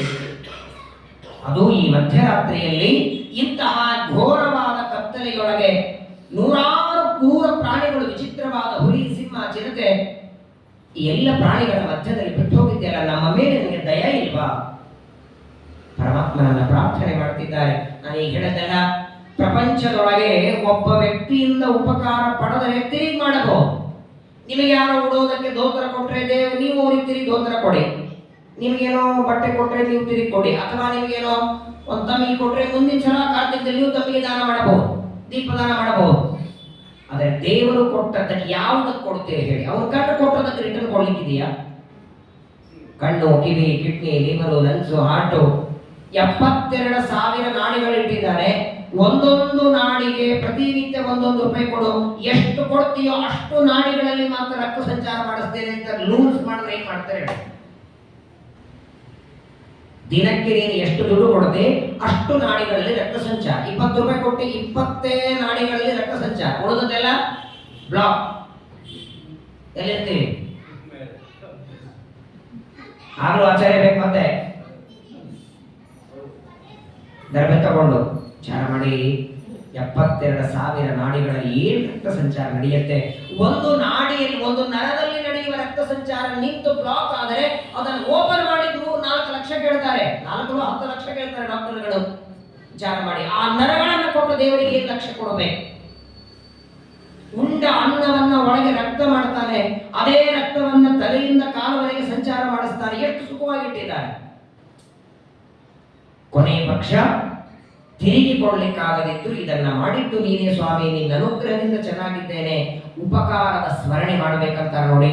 ಇವತ್ತಿನವರೆಗೆ ಕೃಷ್ಣ ಪರಮಾತ್ಮ ಮಥುರೆಯಿಂದ ಗೋಕುಲಕ್ಕೆ ಬಂದ ಮೇಲೆ ಏನೇನು ಆಪತ್ತುಗಳು ಬಂದು, ಎಷ್ಟು ಆಪತ್ತುಗಳಿಂದ ನಮ್ಮನ್ನು ರಕ್ಷಣೆ ಮಾಡಿದ್ದಿ ಅಂತ ಸ್ಮರಣೆ ಮಾಡುತ್ತಾರೆ. ಮಹಾಭಾರತದಲ್ಲಿ ಕುಂತಿದೇವಿ ಇದನ್ನು ಬೆಳ್ಕೊಳ್ತಾಳೆ, ಪ್ರಾರ್ಥನೆ ಮಾಡ್ತಾಳೆ. ತನ್ನ ಮಕ್ಕಳು ಪಾಂಡವರು ಸಣ್ಣವರಿದ್ದಾಗ ಆರಂಭ ಮಾಡಿ ಇವತ್ತು ರಾಜ್ಯ ಪಡೆಯುವವರೆಗೆ ಎಷ್ಟೆಷ್ಟು ಆಪತ್ತುಗಳು ಮಕ್ಕಳಿಗೆ ಬಂತು. ನಾನಾ ರೀತಿಯಾದ ಆಪತ್ತು. ಸಣ್ಣ ವಯಸ್ಸಲ್ಲಿ ದುರ್ಯೋಧನ ಅನ್ನದಲ್ಲಿ ವಿಷ ಹಾಕಿದ್ದು, ಅರಗಿನ ಮನೆಯಲ್ಲಿ ಸುಡೋದು ಪ್ರಯತ್ನ ಮಾಡಿದ್ದು, ನೂರಾರು ತರಹದ ಸಂದರ್ಭದಲ್ಲಿ ದ್ರೌಪದಿಯನ್ನು ಅವಮಾನ ಮಾಡಿದ್ದು, ಎಲ್ಲ ಆಪತ್ತಿನಲ್ಲಿ ನನ್ನ ಮಕ್ಕಳ ರಕ್ಷಣೆ ಮಾಡಿದ್ದು ಕೃಷ್ಣ ಅಂತ ನೆನೆಸ್ಕೊಳ್ತಾಳೆ ಕುಂತಿ. ಹಾಗೆ ಇಲ್ಲಿ ಗೋಪಿಕಾ ಸ್ತ್ರೀಯರು ಇವತ್ತಿನವರೆಗೆ ಕೃಷ್ಣನಿಂದ ತಾವೇನು ಪಡೆದಿದ್ದೇವೆ ನೆನೆಸ್ಕೊಳ್ತಾರೆ. ವಿಷ ಜಲಾಶಯ ವ್ಯಾಲ ರಾಕ್ಷಸ ವರ್ಷ ಮಾರುತ ವೈದ್ಯುತಾನಲ ವೃಷಭಯಾದ್ಭಯ ವಿಶ್ವತೋಮುಖ ವೃಷಭತೆ ವಯಂ ರಕ್ಷಿತಾಮು. ಇವತ್ತಿನವರೆಗೆ ರಕ್ಷಿತಾ, ನಿನ್ನಿಂದ ರಕ್ಷಿತರಾಗಿದ್ದೇವೆ ಅಂತ. ಮೊಟ್ಟ ಮೊದಲನೇದು ವಿಷ ಜಲಾಶಯ. ಯಮುನಾ ನದಿಯ ನೀರೆಲ್ಲ ವಿಷ ಆಗಿತ್ತು ಕಾಲಿಯ ಸರ್ಪದ ಪ್ರಭಾವದಿಂದ. ಅವನ ಹೆಡೆ ಮೇಲೆ ಚೆನ್ನಾಗಿ ಕುಣಿದು ಮರ್ದನ ಮಾಡಿ ಅವನನ್ನ ಹೊರಗೆ ಹಾಕಿ ಆ ವಿಷದ ನೀರಿನಿಂದ ಸತ್ತೋದ ಆಕಳಗಳನ್ನ ಗೋಪಾಲಕರನ್ನ ರಕ್ಷಣೆ ಮಾಡಲಿಲ್ವಾ? ಎರಡನೇದು ವರ್ಷ ಮಾರುತ. ಪ್ರಚಂಡವಾದ ಮಳೆಯನ್ನ ಇಂದ್ರದೇವರು ಹಾಕಿದರು. 7 ದಿನಗಳವರೆಗೆ ದೊಡ್ಡ ದೊಡ್ಡ ಕಲ್ಲುಗಳು, ದೊಡ್ಡ ದೊಡ್ಡ ಗಿಡಮರಗಳು ಹಾಕಿದರೆ ಕಿರುಬೆರಳಿನಲ್ಲಿ ಗೋವರ್ಧನ ಗಿರಿಯನ್ನ ಎತ್ತಿ ರಕ್ಷಣೆ ಮಾಡಲಿಲ್ವಾ? ನಮ್ಮನ್ನ ಸಂಹಾರ ಮಾಡುವುದಕ್ಕೆ ನಾನಾ ರೀತಿಯಾದ ಅಸುರರನ್ನ, ದೈತ್ಯರನ್ನ ಕಂಸ ಕಳಿಸ್ತಿದ್ದ. ಪೂತನ, ತೃಣಾವರ್ತ, ಶಕಟಾಸುರ, ಅರಿಷ್ಟಾಸುರ, ವ್ಯೋಮಾಸುರ, ಕಾಕಾಸುರ, ಬಕಾಸುರ. ಒಂದೊಂದು ಪ್ರಾಣಿಗಳ ವೇಷದಲ್ಲಿ ದೈತ್ಯರು ಬರಬೇಕು. ಅವರು ದೈತ್ಯರು ಅಂತ ಗುರುತಿಸಿ ಅವರನ್ನ ಸಂಹಾರ ಮಾಡಿ ಅವರಿಂದ ನಮ್ಮನ್ನು ರಕ್ಷಣೆ ಮಾಡಲಿಲ್ವಾ? ಒಂದೇ ಎರಡೇ. ಪ್ರಚಂಡವಾಗಿ ಹೊತ್ತುಕೊಂಡಂತಹ ಕಾಡಗಿಚ್ಚು, ಇನ್ನೇನು ಕಾಡಗಿಚ್ಚಲ್ಲಿ ಸುಟ್ಟು ಬೂದಿಯಾಗ್ತೇವೆ ಅಂತ ಅನ್ನೋ ಪ್ರಸಂಗ ಇರುವಾಗ ಕಣ್ಣು ಮುಚ್ಚಿ ಕ್ಷಣ ಮಾತ್ರದಲ್ಲಿ ಕಾಡಗಿಚ್ಚನ್ನು ಆಚಮನ ಮಾಡದಂಗೆ ಮಾಡಿ ಅದರಿಂದ ರಕ್ಷಣೆ ಮಾಡಲಿಲ್ವಾ? ಇಷ್ಟೆಲ್ಲ ಆಪತ್ತುಗಳಿಂದ ನಮ್ಮನ್ನು ಯಾಕೆ ರಕ್ಷಣೆ ಮಾಡಿದೆ? ನಾವು ನಿನ್ನವರು ಅಂತ ತಾನೆ, ನಿನ್ನ ದಾಸರು, ನಿನ್ನ ಕಿಂಕರರು, ನಿನ್ನ ಸೇವಕರು ಅಂತ ಅಂದ ಮೇಲೆ ಇಷ್ಟೆಲ್ಲ ಆಪತ್ತುಗಳಿಂದ ರಕ್ಷಣೆ ಮಾಡಿ ಇವತ್ತು ಈ ಮಧ್ಯರಾತ್ರಿ ಬಿಟ್ಟು ಹೋಗಿದೆಯಲ್ಲ, ಸರಿನಾ ಕೃಷ್ಣ? ಇದು ಕ್ರೂರ ಪ್ರಾಣಿಗಳಿಂದ ನಮಗೆ ತೊಂದರೆ ಆಗೋದಿಲ್ವಾ? ದಯಮಾಡಿ ನಮ್ಮ ದರ್ಶನ ಕೊಡು. ಇನ್ನು ಮೇಲಿಂದ ನಾವು ಹೊಯ್ಕೊಳ್ಳೋದಿಲ್ಲ ಅಂತಾರೆ. ನೀನೇನಾದರೂ ಇವಾಗ ಕಣ್ಣು ಮುಂದೆ ದರ್ಶನ ಕೊಟ್ರೆ ಅದು ಬೇಕು ಇದು ಬೇಕು ಅಂತ ನಿನ್ನ ಹತ್ರ ಯಾಚನೆ ಮಾಡೋದಿಲ್ಲ. ಬಹುತೇಕ ಕೆಲವು ಸಲ ಹಾಗಾಗ್ತದೆ. ಬಹಳ ತಲೆ ತಿಂತಿದ್ರೆ ಮನೆ ಬಿಟ್ಟು ಹೋಗ್ಬಿಡ್ತಾರೆ ನೋಡಿ. ಹಾಗೆ ನಾವು ಪದೇ ಪದೇ ನಿನಗೆ ತಲೆ ತಿಂತೇವೆ ಅಂತ ನೀನು ಅದೃಶ್ಯ ಹೋಗಿದ್ದೀಯಾ? ಸರ್ವಥಾ ಈ ಮೇಲಿಂದ ನಾನು ತೊಂದರೆ ಕೊಡೋದಿಲ್ಲ ಸ್ವಾಮಿ. ಕೇವಲ ನಿನ್ನ ಆ ಮಧುರವಾದ ಮಾತು ಕೇಳಬೇಕು ಅಂತ ಅಪೇಕ್ಷೆ ಇದೆ ಸ್ವಾಮಿ. ಒಂದು ಬಾರಿ ನಿನ್ನ ಮುಖದ ದರ್ಶನ ಕೊಡು ಸಾಕು. ಪ್ರಣತ ದೇಹಿನಾಂ ಪಾಪಕರ್ಷಣಂ ತೃಣಚರಾನುಗಂ ಶ್ರೀನಿಕೇತನಂ ಫಣಿಫಣಾರ್ಪಿತಂ ತೇ ಪದಾಂಬುರಂ ಕೃಣುಕುಶೇಚುನಃ ಕೃಂದಿರಶ್ರಯಂ ಮಧುರಯಾ ಗಿರಾ ವಲ್ಗುವಾಕ್ಯಯಾ ಬುಧಮನೋಜ್ಞಯ ಪುಷ್ಕರೇಕ್ಷಣ ವಿಧಿಕರೀರಿಮಾ ವೀರಮುಹ್ಯತಿ ಅಧರಸೀದುನಾ ಪ್ಯಾಯಯಸ್ವನ. ಏನ್ ಪ್ರಾರ್ಥನೆ ಮಾಡ್ತಾರೆ? ಮಧುರಯಾಗಿರ. ಒಂದು ಬಾರಿ ನಮ್ಮ ಕಣ್ಣು ಮುಂದೆ ನಿಂತುಕೊಂಡು ಹೇಗಿದ್ದೀರಿ ಅಂತ ಕೇಳಿದ್ರು ಸಾಕು. ನಿನ್ನ ಬಾಯಿಯಿಂದ ಬರುವ ಆ ಮಧುರ ಮಾತು ಕೇಳೋದಕ್ಕೆ ಕಾಯ್ತಿದ್ದೇವೆ ಕೃಷ್ಣ.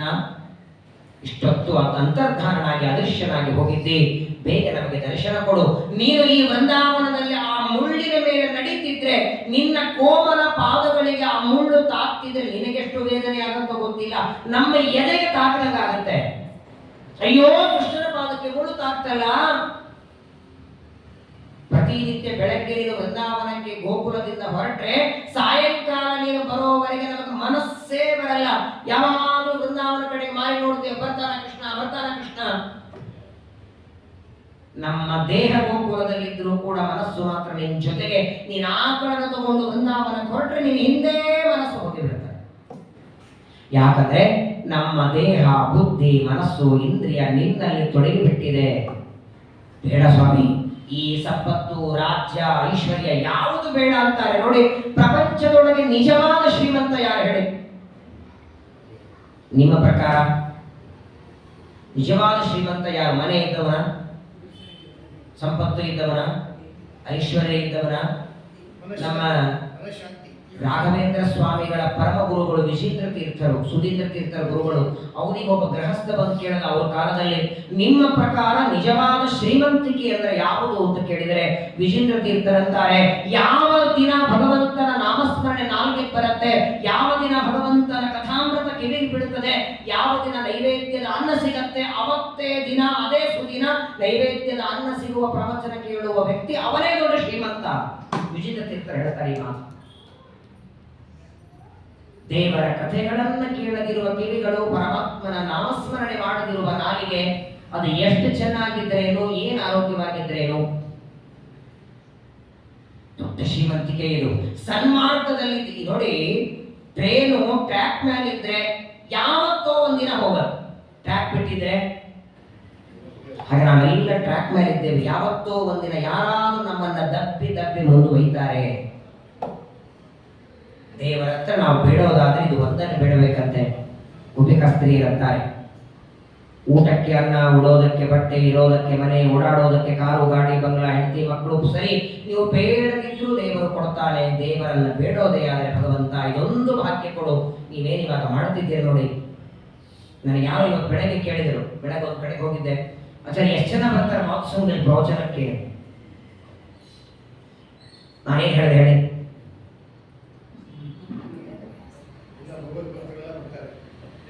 ಒಂದೇ ಮಾತು ಹೇಳಿದೆ, ಈಗ ಸದ್ಯದಲ್ಲಿ ಇಡೀ ಬೆಂಗಳೂರಲ್ಲಿ 30-40 ಕಡೆ ಮಠ ನಡೆಯುತ್ತಲ್ಲ ಪ್ರವಚನ, ಅಲ್ಲಿ ಎಲ್ಲಾ ಕಡೆ ಕಂಪೇರ್ ಮಾಡಿದ್ರೆ ಹೆಚ್ಚು ಜನ ನಮ್ಮ ಮಹೋತ್ಸವದಲ್ಲಿ ಬರ್ತಾರೆ.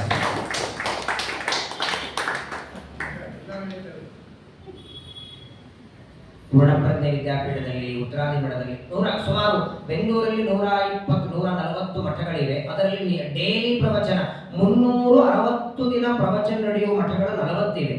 ಮಾತು ಸಂಘಗಳು ಇಟ್ಕೊಂಡು, ಮಾತು ಸಂಘ, ರಾಯರ ಮಠ, ಅದರಲ್ಲಿಯೂ 10 ಜನ, 6 ಜನ, 7 ಜನ, ಇನ್ಕ್ಲೂಡ್ ಆಚಾರ ಇಟ್ಕೊಂಡು 6 ಜನ 7 ಜನ ಇರ್ತಾರೆ.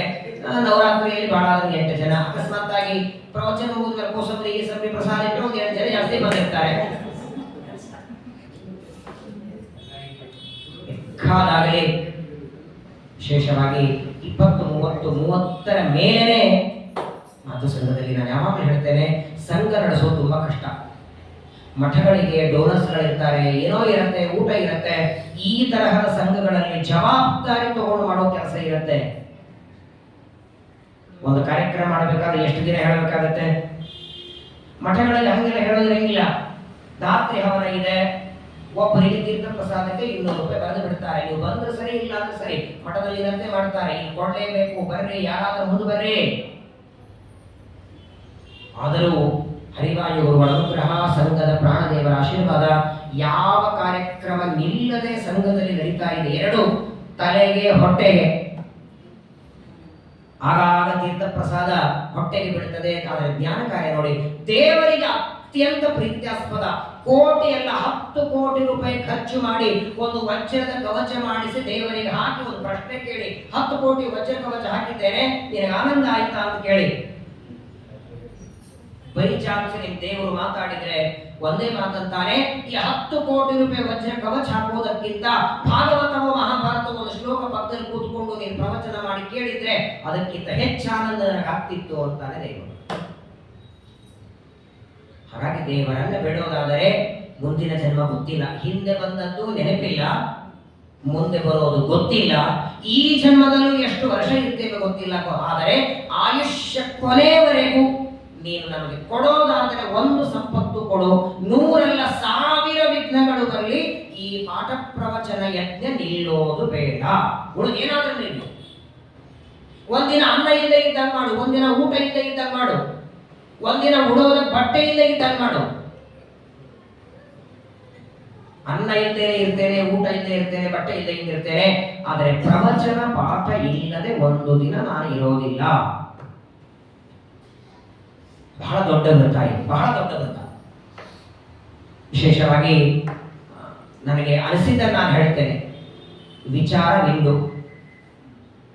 12 ತಿಂಗಳು ಭಾಗವತ ಮಾಡಿ ಅದರ ಮಂಗಲ ಮಹೋತ್ಸವ ನೈಮಿಷಾರಣ್ಯದಲ್ಲಿ ಮಾಡುತ್ತಿದ್ದೇವೆ. ಇದು ಮುಗಿದ ಮೇಲೆ ಪ್ರತಿ ತಿಂಗಳು ಒಂದೊಂದು ಅಧ್ಯಾಯ ಭಗವದ್ಗೀತೆ ಮಾಡಿ ಅದರದ್ದು ಮಂಗಳ ಕುರುಕ್ಷೇತ್ರದಲ್ಲಿ ಒಂದು ವಾರ ಮಾಡಿ ಸಂಪೂರ್ಣ 18 ಅಧ್ಯಾಯ ಇಲ್ಲಿ ಮತ್ತು ಸಂಘದಲ್ಲಿ ಒಂದೊಂದು ಕೇಳೋ. 22ನೇ ತಾರೀಕಿಂದ ಆಯ್ತು, ಪ್ರತಿ ತಿಂಗಳು ಒಂದೊಂದು ಅಧ್ಯಾಯ 12 ಅಧ್ಯಾಯ ಆಗತ್ತೆ. ಮಧ್ಯದಲ್ಲಿ 1-2-3 ಸೇರಿಸಿಬಿಟ್ಟು ಕೊನೆಯ 18ನೇ ಅಧ್ಯಾಯವನ್ನ ಒಂದು ವಾರ ಕುರುಕ್ಷೇತ್ರದಲ್ಲಿ ಇದೇ ರೀತಿ ಜ್ಞಾನ ಸತ್ರ, ಬೆಳಗ್ಗೆ ಸಾಯಂಕಾಲ 2 ಹೊತ್ತು ಭಾಗ ಭಗವದ್ಗೀತೆ ಶ್ರವಣ ಮಾಡಿ ಕುರುಕ್ಷೇತ್ರ ಭಗವದ್ಗೀತೆಯ ಜನ್ಮಭೂಮಿ ಅಲ್ಲಿ ಒಂದು ಜ್ಞಾನ ಸತ್ರವನ್ನ ಮಾಡೋಣ ಅಂತ ಅನಿಸ್ತು ನನಗೆ.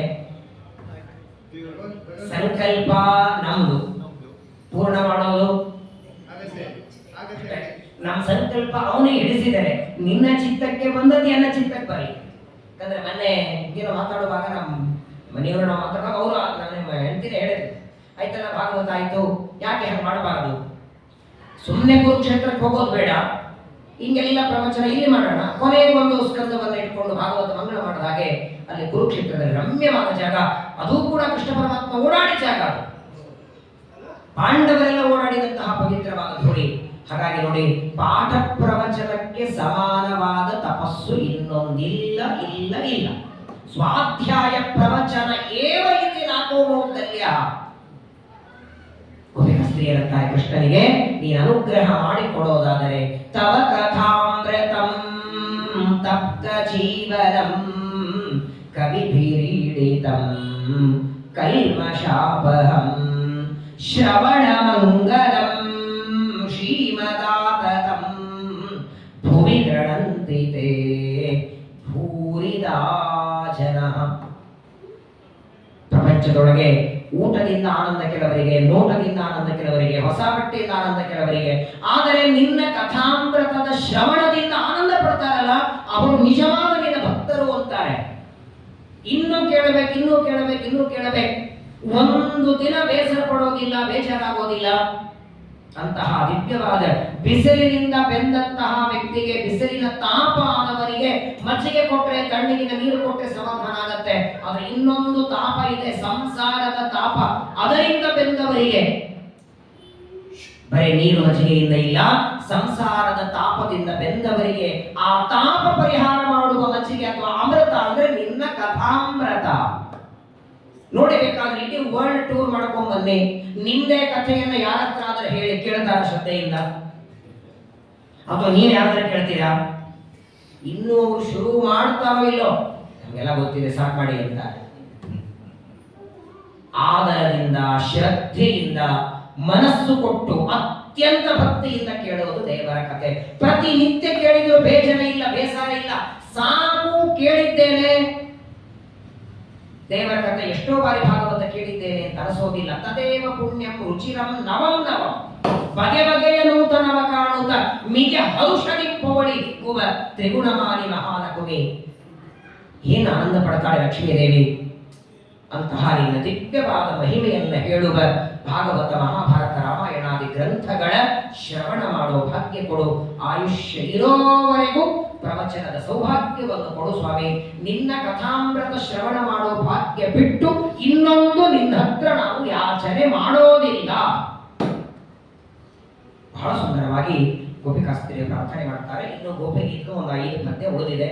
ನಾಳೆ ದಿನ ಗೋಪಿಗೀತದ ಮಂಗಳವನ್ನು ಮಾಡಿ ಮುಂದಿನ ಭಾಗವನ್ನು ಶ್ರವಣ ಮಾಡೋಣ. ಗೋಪಿಕಾಸ್ತ್ರೀಯರು ಪರಮಾತ್ಮನಲ್ಲಿ ಪ್ರಾರ್ಥನೆ ಮಾಡಿದ ಹಾಗೆ ನಾವು ನೀವೆಲ್ಲರೂ ಪ್ರಾರ್ಥನೆ ಮಾಡೋಣ. ಈಗಾಗಲೇ ನೋಡಿ, ದೇವರ ಸೌಭಾಗ್ಯ, ಬೆಂಗಳೂರಲ್ಲಿ 2 ಕೋಟಿ ಜನ ಇದ್ದಾರೆ. ಪ್ರತಿನಿತ್ಯ ತಪ್ಪದೆ ಪ್ರವಚನ ಕೊಡುವರು ಎಷ್ಟು ಜನ? ಎಲ್ಲರಿಗೂ ಸಿಗಲ್ಲ ರೀ. ಹೊಟ್ಟೆಗೆ ನೈವೇದ್ಯದ ಅನ್ನ ಬೀಳಲಿಕ್ಕೂ ಪುಣ್ಯ ಬೇಕು, ಕಿವಿಗೆ ಭಗವಂತನ ಕಥಾಮೃತ ಬೀಳೋದಕ್ಕೆ ಇನ್ನೂ ಮಹಾಪುಣ್ಯ ಬೇಕು. ಆ ಮಹಾಪುಣ್ಯ, ಜನ್ಮ ಜನ್ಮಗಳಲ್ಲಿ ಪುಣ್ಯ, ತಂದೆ ತಾಯಿಗಳ ಆಶೀರ್ವಾದ, ಹಿರಿಯರ ಪುಣ್ಯ ನಿಮ್ಮೆಲ್ಲರಲ್ಲಿ ಸ್ವಲ್ಪ ಸ್ವಲ್ಪ ಇದೆ ಅನ್ನೋದಕ್ಕೆ ಇದೇ ಸಾಕ್ಷಿ. ವರ್ಷದಿಂದ ಭಾಗವತ ಶ್ರವಣ ಮಾಡಿ ಭಾಗವತದ ತವರು ಮನೆ ನೈಮಿಷಾರಣ್ಯ ಕೊಟ್ಟಿರಂದ್ರೆ ನಿಮ್ಮ ಅಕೌಂಟ್ ಅಲ್ಲಿ ಎಷ್ಟು ಪುಣ್ಯ ಇದೆ ಅಂತ. ಇದೆಲ್ಲ ಪುಣ್ಯದಿಂದ, ರೊಕ್ಕದಿಂದ, ಹಣದಿಂದ ಆಗೋ ಕೆಲಸ ಅಲ್ಲ. ನಾನು ಯಾವಾಗಲೂ ಹೇಳ್ತೇನೆ, ಫ್ಲೈಟ್ ಅಲ್ಲಿ ಏರೋದಕ್ಕೆ ದುಡ್ಡು ಬೇಕು, ಕೆಳಗಿಳಿಯೋದಕ್ಕೆ ಪುಣ್ಯ ಬೇಕು. ಪುಣ್ಯ ಇದ್ರೆ ಸುರಕ್ಷಿತ ಲ್ಯಾಂಡ್ ಆಗತ್ತೆ, ಇಲ್ಲಾಂದ್ರೆ. ಹಾಗಾಗಿ ನಾವಿಲ್ಲಿಂದ ಹೊರಟೆ ಬೆಂಗಳೂರಿನಿಂದ 7ನೇ ತಾರೀಕು ಹೊರಟು ಮತ್ತೆ 20ನೇ ತಾರೀಕು ಮಂಗಳ ಮುಗಿಸ್ಕೊಂಡು, ಅಥವಾ ಮಧ್ಯದಲ್ಲಿ ಯಾರೋ 15 ತಿರುಗಿ ಒಟ್ಟಾರೆ ಸಮಗ್ರ ಯಾತ್ರೆ ಮುಗಿಸ್ಕೊಂಡು ಬರೋವರೆಗೂ ನಮ್ಮ ದೇಹ ಆರೋಗ್ಯವನ್ನ ಚೆನ್ನಾಗಿ ಇಟ್ಟು ಆ ಯಾತ್ರೆ ಮುಗಿಯೋವರೆಗೂ ನಿನ್ನ ನಾಮಸ್ಮರಣೆ, ಆ ಕ್ಷೇತ್ರಗಳಲ್ಲಿ ಹೋದಲ್ಲೆಲ್ಲ ನಿನ್ನ ಚಿಂತನ, ಸಾಕ್ಷಾತ್ ವಿಷ್ಣು ಪಾದೋದಕ, ಕಾಶಿಯಲ್ಲಿ ಭಗವಂತನ ದಿವ್ಯವಾದ ಗಂಗಾ ಸ್ನಾನ, ಇದೆಲ್ಲ ಯಾತ್ರೆಯಿಂದ ನಿರ್ವಿಘ್ನ ಮಾಡಿಸಿ ನೀನೇ ನುಡಿಸಿದ 1 ವರ್ಷದಿಂದ ನಡೆದ ಈ ಭಾಗವತ ಜ್ಞಾನ ಸತ್ರದ ಮಂಗಲ ಮಹೋತ್ಸವ ಇದು ನಿರ್ವಿಘ್ನವಾಗಿ ಆಗುವಂತೆ ಮಾಡುವಂತ ನಾವೆಲ್ಲರೂ ಪರಮಾತ್ಮನಲ್ಲಿ ಪ್ರಾರ್ಥನೆಯನ್ನ ಮಾಡೋಣ. ಮತ್ತೆ ಗೋಪಿ ಗೀತದ ಮುಂದಿನ ವಿಚಾರವನ್ನ ನಾಳೆ ದಿನ ಮತ್ತೆ ಶ್ರವಣ ಮಾಡೋಣ. ಭಾರತೀಯ ಶ್ರೀ ಕೃಷ್ಣಾರ್ಪಣಮಸ್ತು. ನಾಳಿನ ಪಂಚಾಂಗ ಶ್ರವಣ ವಿಶ್ವ